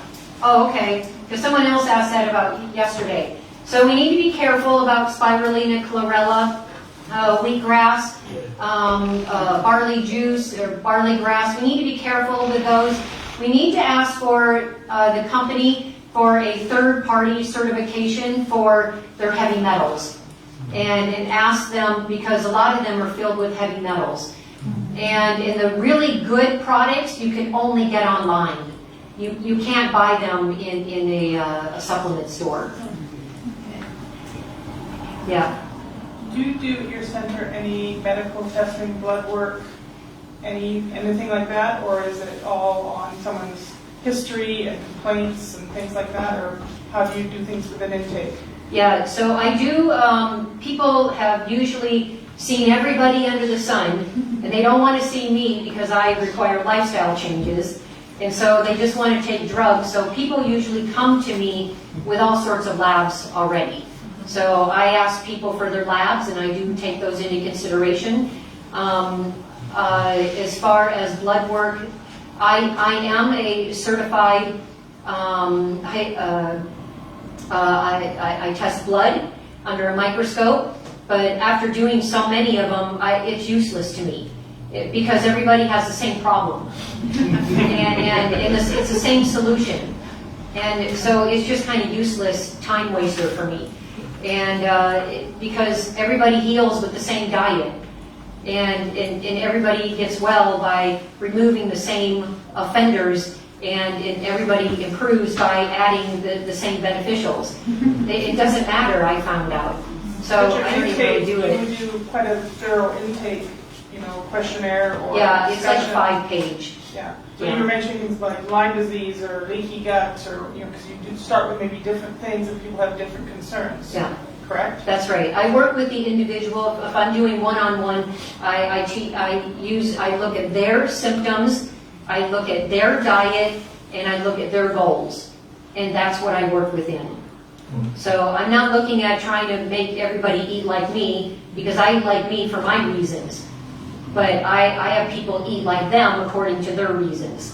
And it may not look like mine. And many times it doesn't look like mine. Yeah. There was another question, yes. There's a question from the live stream.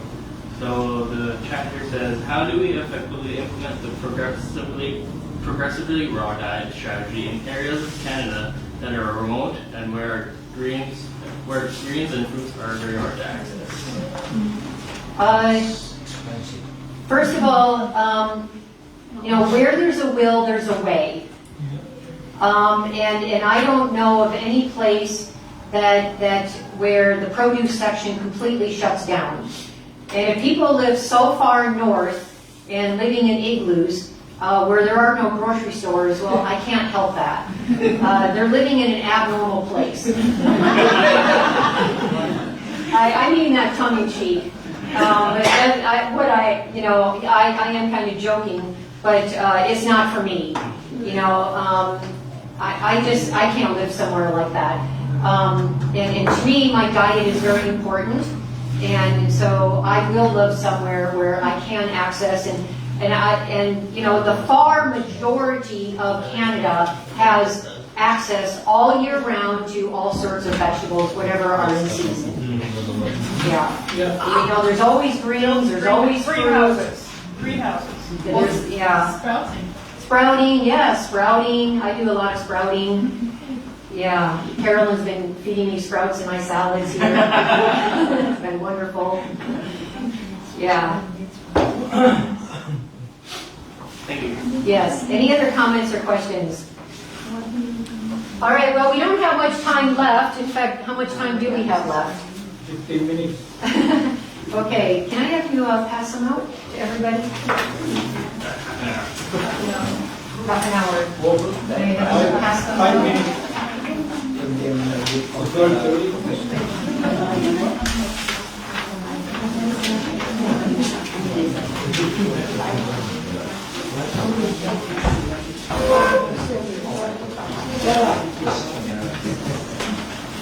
If there's any extras, please pass them around.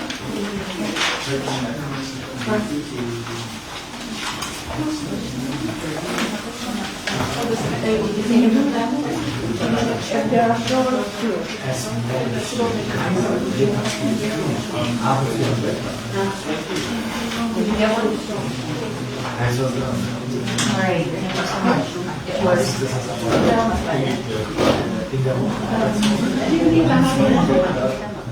Does anybody need another one? Everybody get one? Okay.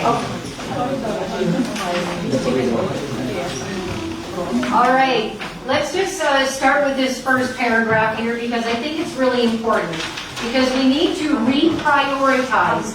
If we can't If we don't get this first paragraph down, we're not going to really see how this is possible. Because where there's a will, there's a way. And I have been working with people for over 30 years with their budgets. And so this comes from 30 years of experience. And I have worked with the poorest of the poor even. And so there's not been anybody that I've been able to work with that has not been able to implement a plant-based diet. Everybody's different. How they can do it, how fast it happens, is individualized, but everybody gets there. And so health is the most valuable asset we have. Without health, it makes no difference how nice of a home we own, how expensive our vehicle is, how beautiful we furnish our home with expensive furniture and draperies, whether we wear designer clothes or not, and how much money we have in the bank. If people die with loads of money, what good is it if they were not well enough to even enjoy it? Our success in life is much dependent upon the energy we have and the strength of the mind through good health practices, and therefore should be guarded carefully. Good health does not come by accident anymore, but by making daily intentional decisions on how we live our lives, how we spend our time, and how we choose to use and prioritize our money. By readjusting the way we spend our time and money, we can create more dollars without gaining an extra penny. By shopping smarter, exerting a little more effort to shop differently and in different places, prioritizing our health, and knowing how to substitute certain ingredients, our food dollars will go farther. In other words, by changing the way we value health and taking the extra time and effort to change our eating and buying habits, we gain more food dollars. So let's look at realistically how to make this happen when we know that we're in a world that is filled with food prices that are skyrocketing, and especially since COVID, and many times even the amount of food that's being available has been reduced at certain times.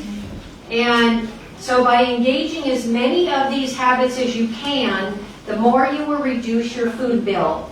Put your time and money into prioritizing your health. It will pay off. It's natural law. During your prayer time, petition the Lord to help prioritize each dollar that comes in and how it goes out. I am of the belief that health is such a priority for us, and it's a priority in the Bible, that we are not to economize with our dollars. When it comes to our food budget, we are to make that a first priority after tithing, after offering, then comes our food budget. It's not, most people, their food budget comes last. Most people, they pay their mortgage, they have a very expensive home, that more than they can afford, so they've got a mortgage, they've got a car that they are in debt. They buy expensive furniture. They've got all this stuff in order to keep up with the Joneses, instead of spending money on food, and now they're sick and they can't even enjoy their nice house. For me, personally, I'd much rather have just a moderate car, a moderate house with an awesome diet. Because now I can truly enjoy what I have in life. I can travel, I can, now the world is open to me. But if I'm sick with a big house, who cares? So when we start to prioritize our health, our money will actually start to go there. No matter where we live, no matter what our circumstances, even if we live up in igloos in northern Canada, we will find a way to get our greens, and we will find a way to get our fruits. So there are a number of ways to save our food dollars. Now, I'm going to ask you a question. What do you think the number one reason is that people say they don't want to buy produce? They don't eat it. They don't eat it. They don't know how to prepare it. It goes to waste. It sits in the refrigerator with all the intentions of using it, and we use things in the freezer first. We go out to eat, and so there it just sits. And we prioritize, our macaroni and cheese, and we're, grabbing something quick in the refrigerator or out of a box or a plastic, and now our fresh produce just sits there. You see, we need to prioritize actually using it. Produce does not sit like dry goods. And that's how many of us use produce. We put it into our drawers all pretty and nice, and we look at it 2 months later, and it's like, oh, it's got mold on it. As if, it's dried beans or something, or our rice. Our produce has to take priority in our diet. If we want good health, we must have good raw, fresh fruit and vegetables. We have to. We have to figure out a way to prioritize it. So when we make diet our third in line for importance when it comes to our food dollars, now we buy an appropriate house, we buy an appropriate car, and we buy things that we can actually afford, and now we're not going in debt. And then instead of just buying the cheap things on sale like our top ramen and our Twinkies and $2 a box, and I can eat 15 Twinkies, for $5, and it'll get me full all day. But how long am I going to enjoy my house, my car, and my family? How am I going to travel? Because I'm just going to feel horrible. So we need to prioritize our raw, fresh fruits and vegetables, and our greens, big salads, lots of fruit servings. And so when we start to reprioritize our dollars away from, okay, think about this. Think about, I'm going to put a picture in your mind. Imagine the dollars, okay? So your mind is a cash register right now. Think of all the coffee that you buy throughout the year. Add it up in your head. All the tea, all the alcohol, all the meat, all the dairy, all the eggs, the sugar, the processed foods of every kind, television, maybe cable TV, an expensive cell phone plan, subscriptions to social media accounts of some sort, and add all that up at the end of the year. Think of a number in your mind. That is the number that's going to now go towards your new food bill. See, we've just created new dollars because when we're looking at the tobacco, alcohol, tea, the chocolate, the candy, those don't do anything to benefit our health. They destroy our health. They're poisons. Coffee is a poison. I know that might be new to some of you here. I'm sorry, but it is. Coffee's a poison, tea's a poison, and talk about toxins. Here we are worried about the toxins on our fruits and vegetables this much, and we've got this much toxins in our coffee and our tea and our decaf, and our alcohol, our meat, our dairy, our eggs. It's like this amount, and our fruits and vegetables have this. You see, we gotta start prioritizing and thinking through these things. And I'm so sorry. I know. Don't eat more of them. I do. Don't eat more. Triple it. Thank you. Quick question. You mentioned multiple times eggs. What's wrong with free-run eggs? Well, okay. So when you look at Health Canada, or at least because I come from the States, the far majority, and my research has all been in the States. Yeah, I'm sure it's the same here. I've looked it up, but not as intense as down there. So when you look on the world's websites of health, the far majority of them, and all of them that I've looked at, so I can't say all, I can say all the ones that I've looked at, because there's, like 207 countries, they all say that we should not have more than 200 milligrams of cholesterol. Okay, how much does an egg have? 211. So by one egg, we're already over the amount of cholesterol that we should be having. And that leaves no room for butter, for milk, for any kind of meat products. You see, it's all confusing out there. It's got that saturated fat. There's good research that, eggs are part of high cholesterol, high increased risk of diabetes, increase of stroke, heart attack, is part of that whole meat and dairy. It's all the same. Anything that comes from an animal that came from a mother or who has eyes or a liver has cholesterol in it. You mean if our cholesterol is normal? Eventually it will go up. So when our body is young and vibrant, it can handle it to a point. Say it handles it 98%.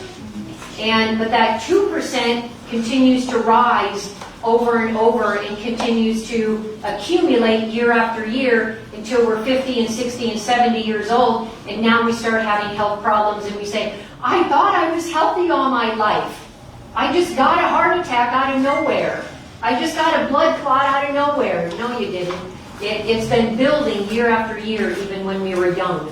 Our body has just been able to compensate well where it hasn't shown up on labs yet. And also, I have a very different way of looking at labs than our medical system. I look at it from more of a viewpoint of prevention of disease and reversal of disease.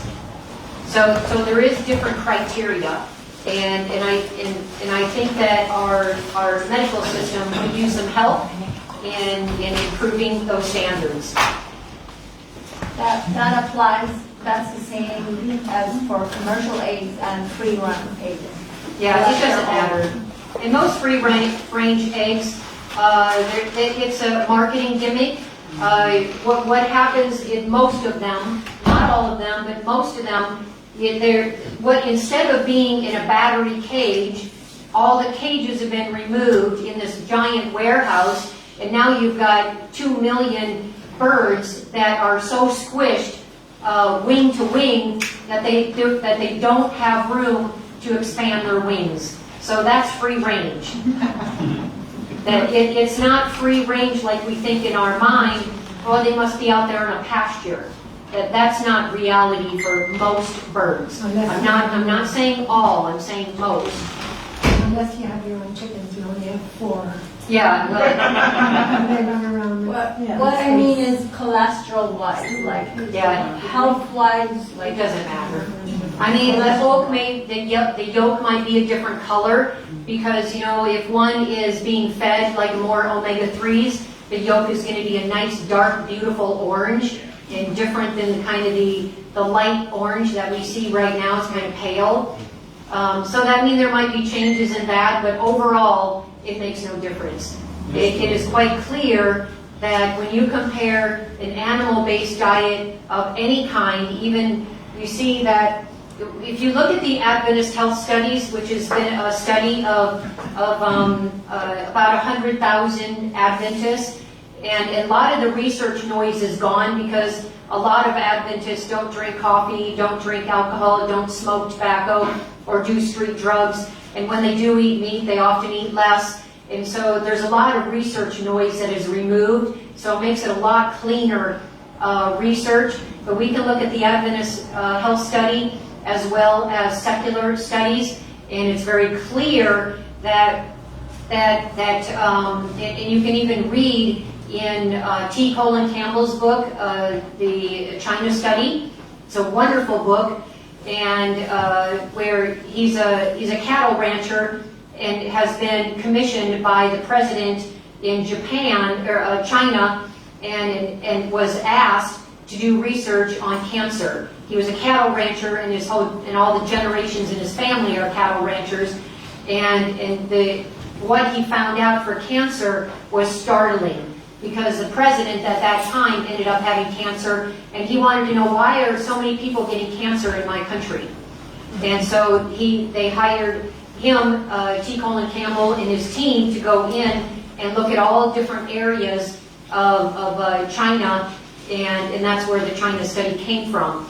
And it's quite clear that animal products turn on the cancer gene just like a light switch. You remove animal products out of someone's diet and it turns off the switch. You add it, it turns it back on. It literally is like that. And you can read that in his book, The China Study. And then when you look at different studies comparing a meat eater, and they've got this much disease, and then you've got a vegetarian, which is this much disease, and you got a vegan that has this much disease, and you've got the raw foodist has like this much disease. I mean, it's a very clear linear line downward. I don't know if we're ever at zero risk of disease. We just live in a sinful world, lots of pollution everywhere, but we can severely reduce our risk of every disease under the sun. And if we are eating this way, which is the way that our body has been created and designed, then we don't have to worry about things like COVID and all these pestilences that are constantly revolving around us. We just don't need to worry about it. We don't need to inject our bodies with things and to boost our immune system. No, this is our immune system right here. This is all we need. We need more color in our diet, more raw fruits and vegetables. So the number one reason people give is because it goes to waste. And the best way then to save money is to actually eat what you buy. And instead of letting it go to waste. Because who wants to spend $50 on fresh produce every single week and it all just goes to waste? Well, eventually we start not having any produce at all. But once we start to make it a priority, so when you start to eat now, your priority is going to be looking at your fresh food. So you pull out your fresh food first, and that now becomes your base. And now, once you've got your fresh food out of the refrigerator, you make your salad, or at least get your salad makings together, and you can now start putting it together as your beans are cooking, for example. So get your beans going and immediately start working with what's on your counter. So pull your produce out first thing. That's what I do all the time. Even when I cook for my husband, that's the first thing I do is I'm always pulling out our produce first. And I'm always making, for those of you who might be making yourself meals and someone in your home might be eating differently, I always prepare my meal first. Because if I don't prepare mine first, then I'm going to be eating whatever I make for them, and it's not what I want to eat. And I choose to eat the way I want to eat, and everybody else in my house gets to choose the way they want to eat. And if they're going to eat differently, I'm making my meal first. And I even make my meal before my dog's meal, and my dog eats just like me. He eats, or she eats lots of raw fruits and vegetables and greens and sprouts and beans and grains and she's how old is she now? She's almost 10, and she's just like a little puppy. She's small? No, she's a big dog. But she's about up to here.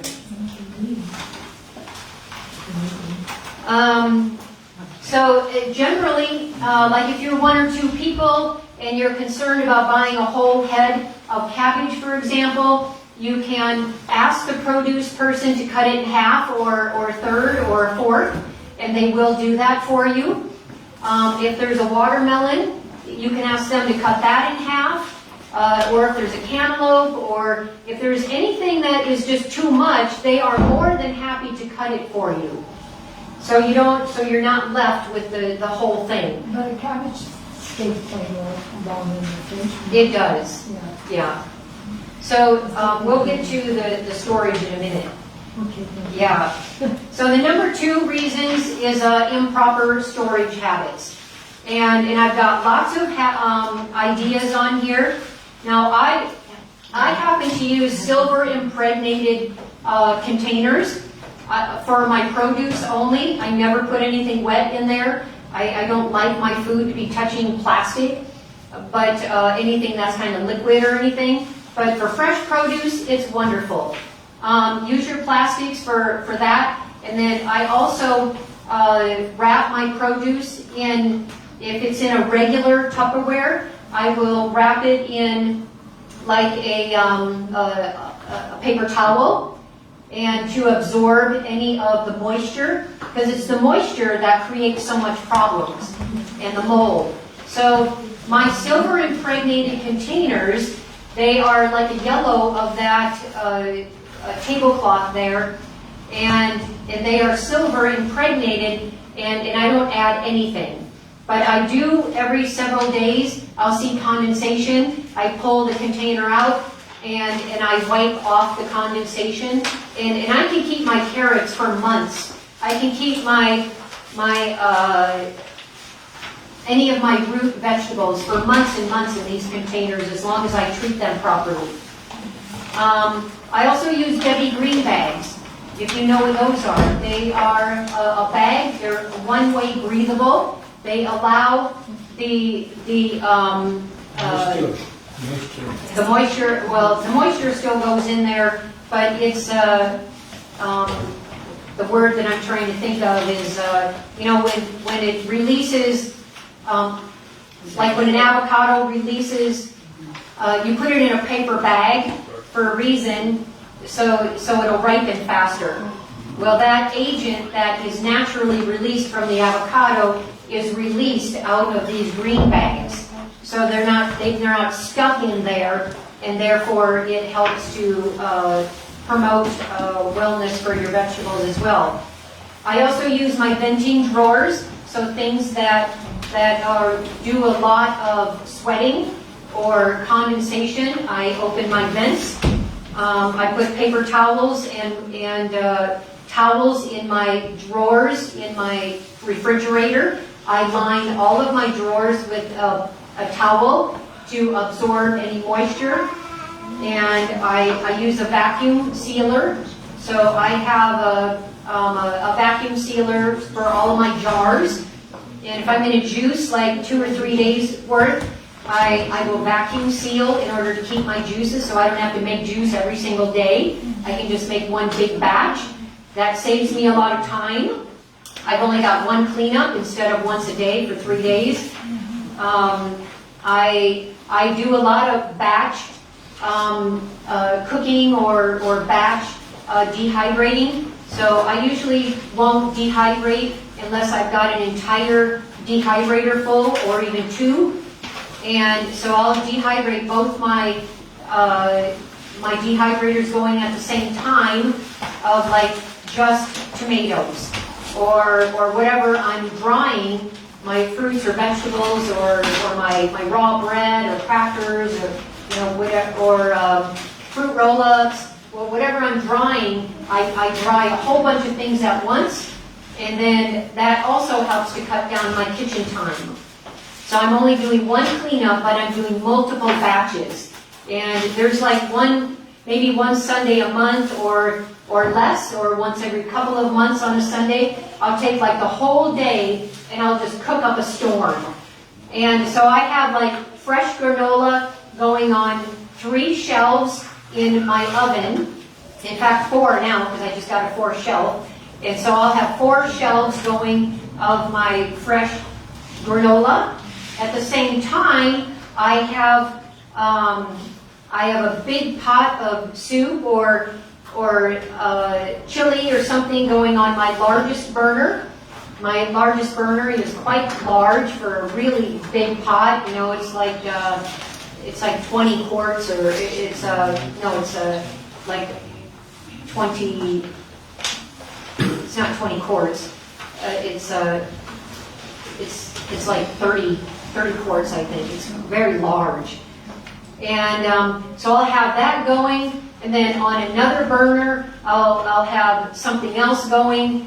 I might have my skillets going, my griddles. I might have flax bread going on one, and I might have a different kind of bread going on another, because this oat bread, you don't have to bake it. You can actually just pour it onto a skillet as well. You do have to let it sit for a few minutes. Yeah, so there you have that. So, you know, I have multiple things. However I can make things and then I just throw things in the freezer. And I have single serving sizes, and I have it marked. I have the date and what it is. You'll never remember. Once you have like 4 and 5 and 6 dishes in there, and everything's frozen, you just can't even see what it is anymore. So you have to mark the container top. So that is, those are some ways. Also, when it comes to fresh parsley and cilantro, I put them into a cup of water, and I put them in water like a bouquet of flowers. And then I put a Debbie Green bag around the whole thing and put them in the fridge, and they'll stay for a couple of weeks with no problems. And many times they'll even stay for like 3 weeks. What about dill?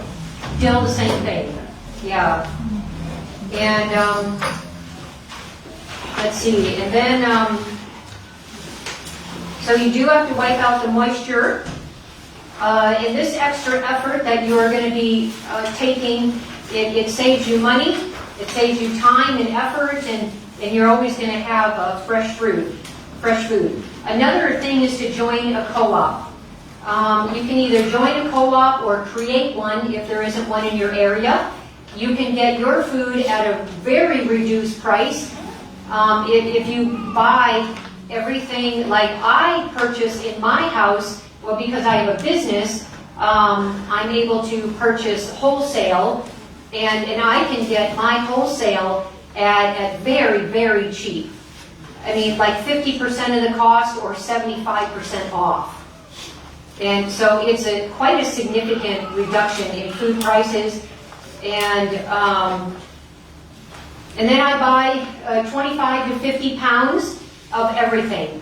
25 or 50 pounds, well, whatever is the cheapest. It might be brown rice, it might be whatever kind of bean or grain or carrots. I might buy in a 40-pound box. I might buy an entire box of lemons, a box of bananas that are 40 pounds. And if they're on sale for like 67 cents a pound, then I'm going to be buying probably four or 6 40-pound boxes.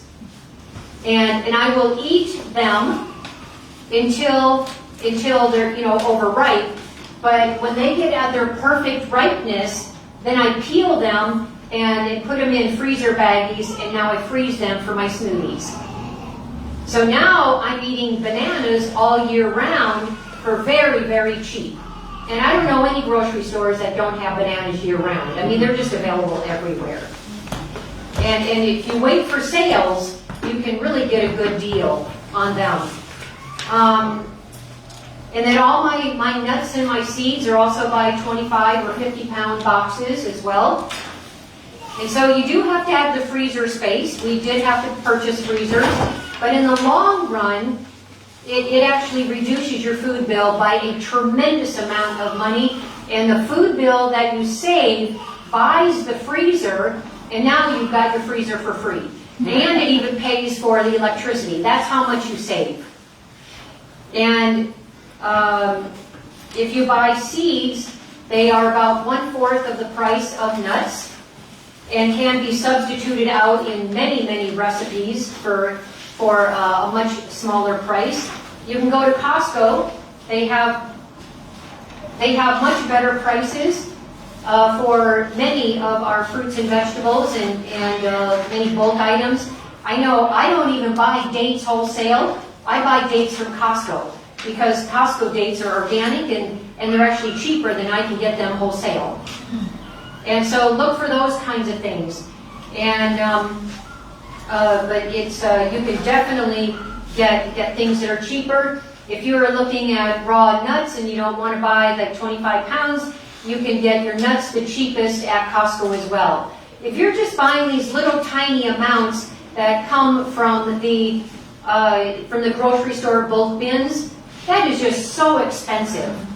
You're never going to get out of debt with your food.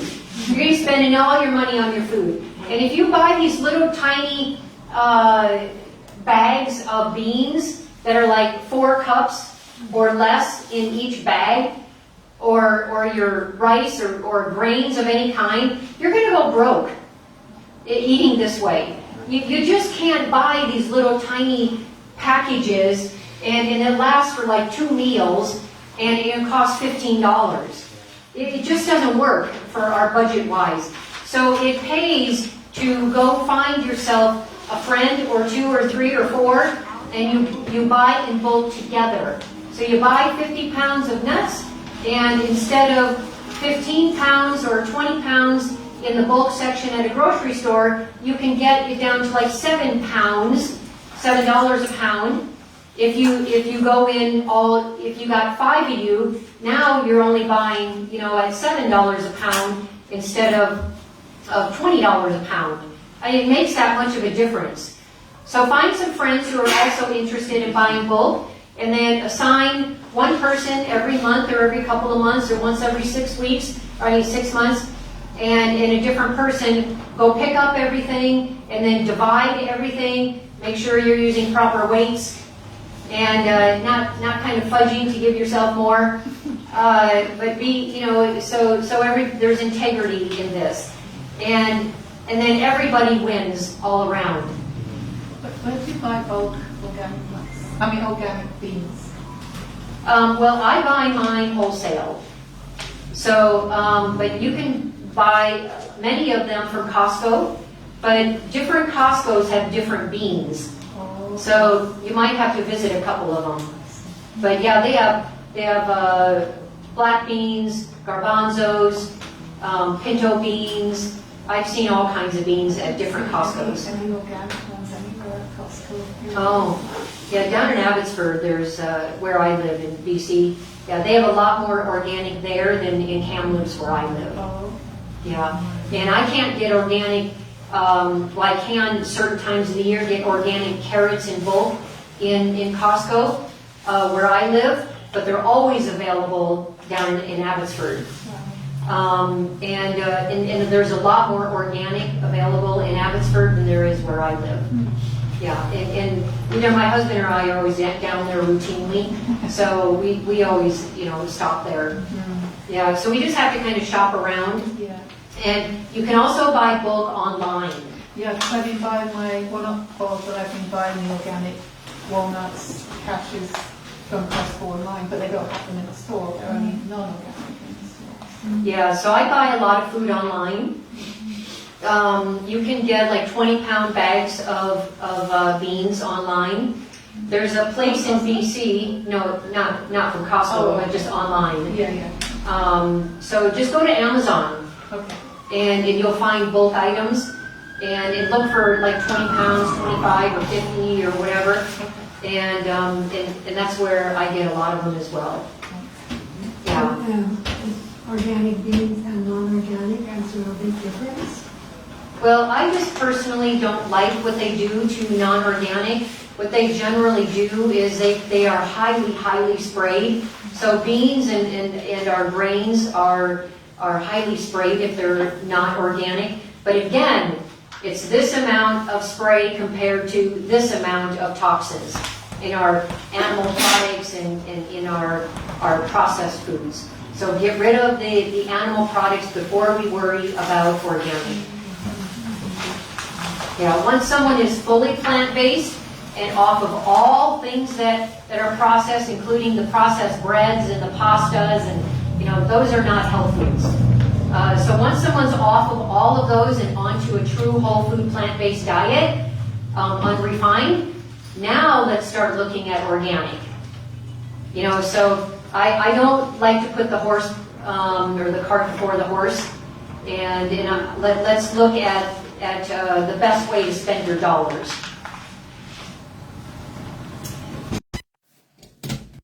Also, if you go to grocery stores, they also, at times, some of them will give you big discounts if you buy, especially the mom and pop stores. If you go to the big box store, not always, but I've gone to box stores before where I've said, can I get 50 pounds of tomatoes from you? And they'll give me like a 20% discount. Or, but if I go to a mom and pop, they love the extra income because they get lower prices with the more that they buy. So you buy with them, and I mean, you tell them what you want to order, and then you pay them, and then when it comes in, now you can reduce that way as well. So you just kind of have to shop around, and don't forget the mom and pop store. They're very, very friendly to work with. So if you use your beans and your potatoes, yams and non-gluten grains as more as your main dish, then you will be also saving money that way. But don't forget your greens. Your greens are actually, I'm going to reword this because now I have come to, these last many years, I've come to understand the importance of greens in our diet. So really these bulk starches should not be the bulk of our diet. They should be a side dish. So the bulk of our meal should be a giant salad. And it will take time to work up, to a big bowl of salad. But, start working towards that. And you're just going to find that your health and your energy, and I mean, the way that I eat, there's times I just got to get out there and hike, and I got to run, and I just take my dog and we just run, through the woods, and I've got so much energy, I just got to give it up. And it just feels good that I wake up every morning and I'm ready to take on the world.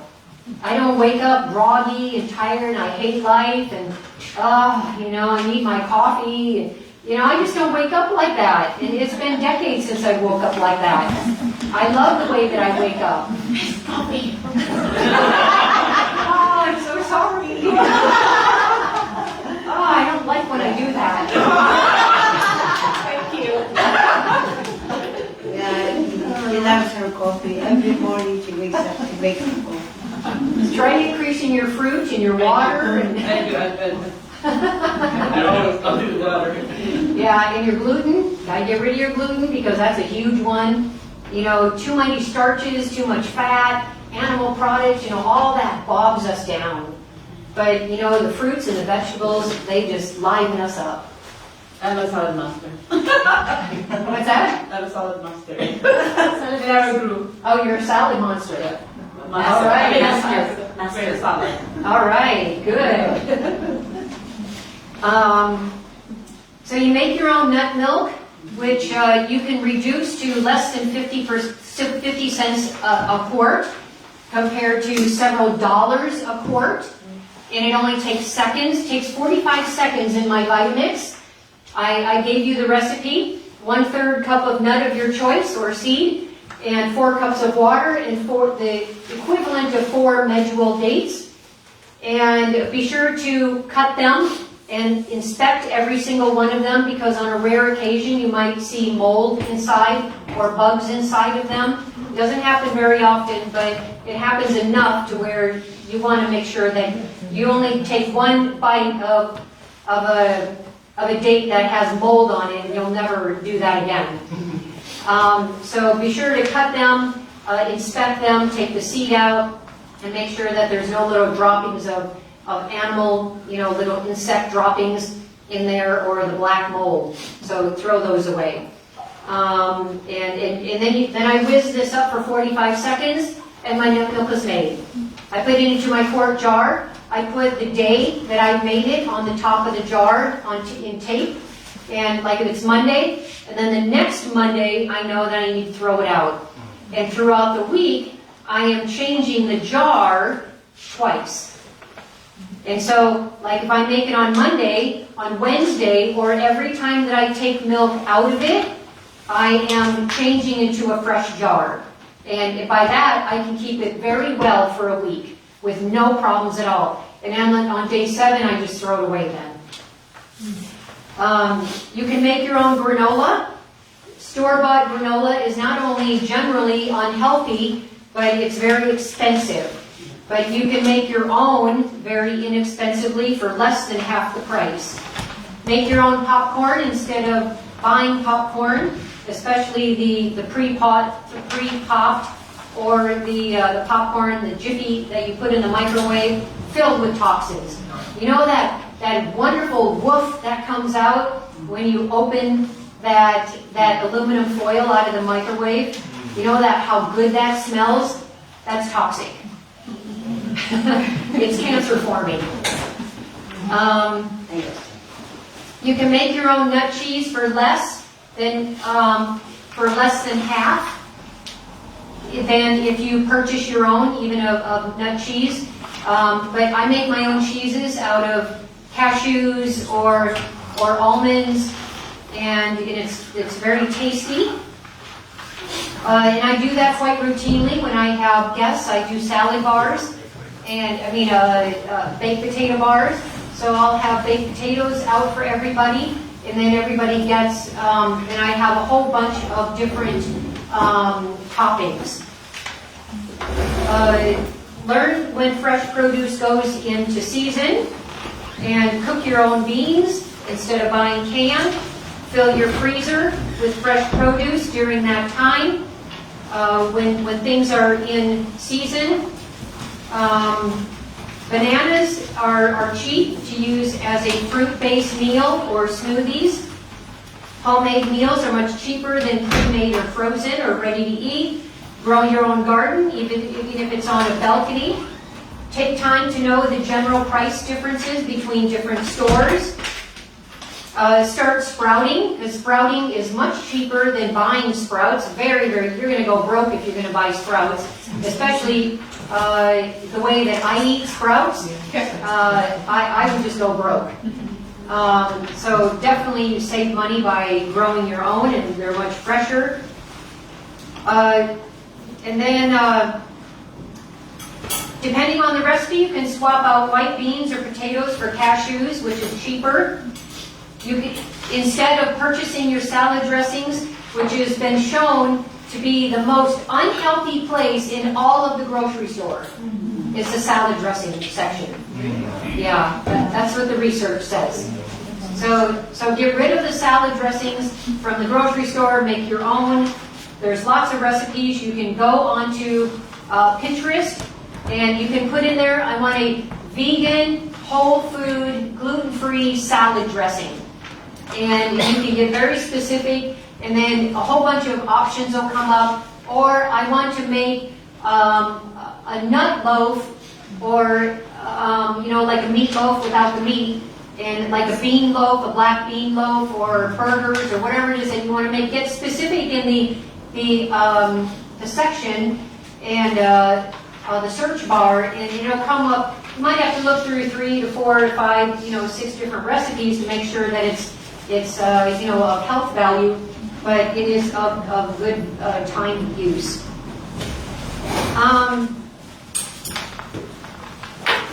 So if you have your vegetables, I'm on number 26. If you have vegetables and the produce is nearing its end, make stir fry or a stew. Just throw everything what you have, just throw it into a pot and make yourself a stew. And then I'm sure that there are other things that you can think of as well.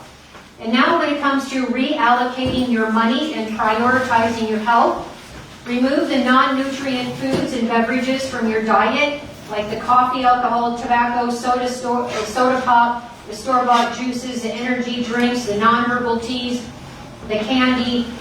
These have no value to us at all. Instead, now you put that towards your fresh fruits and vegetables and your grains and beans. So don't go grocery shopping more often than you need, because it has been well researched that the more time that we go grocery shopping, the more that we spend. And then we always pick up something extra than what's on our shopping list.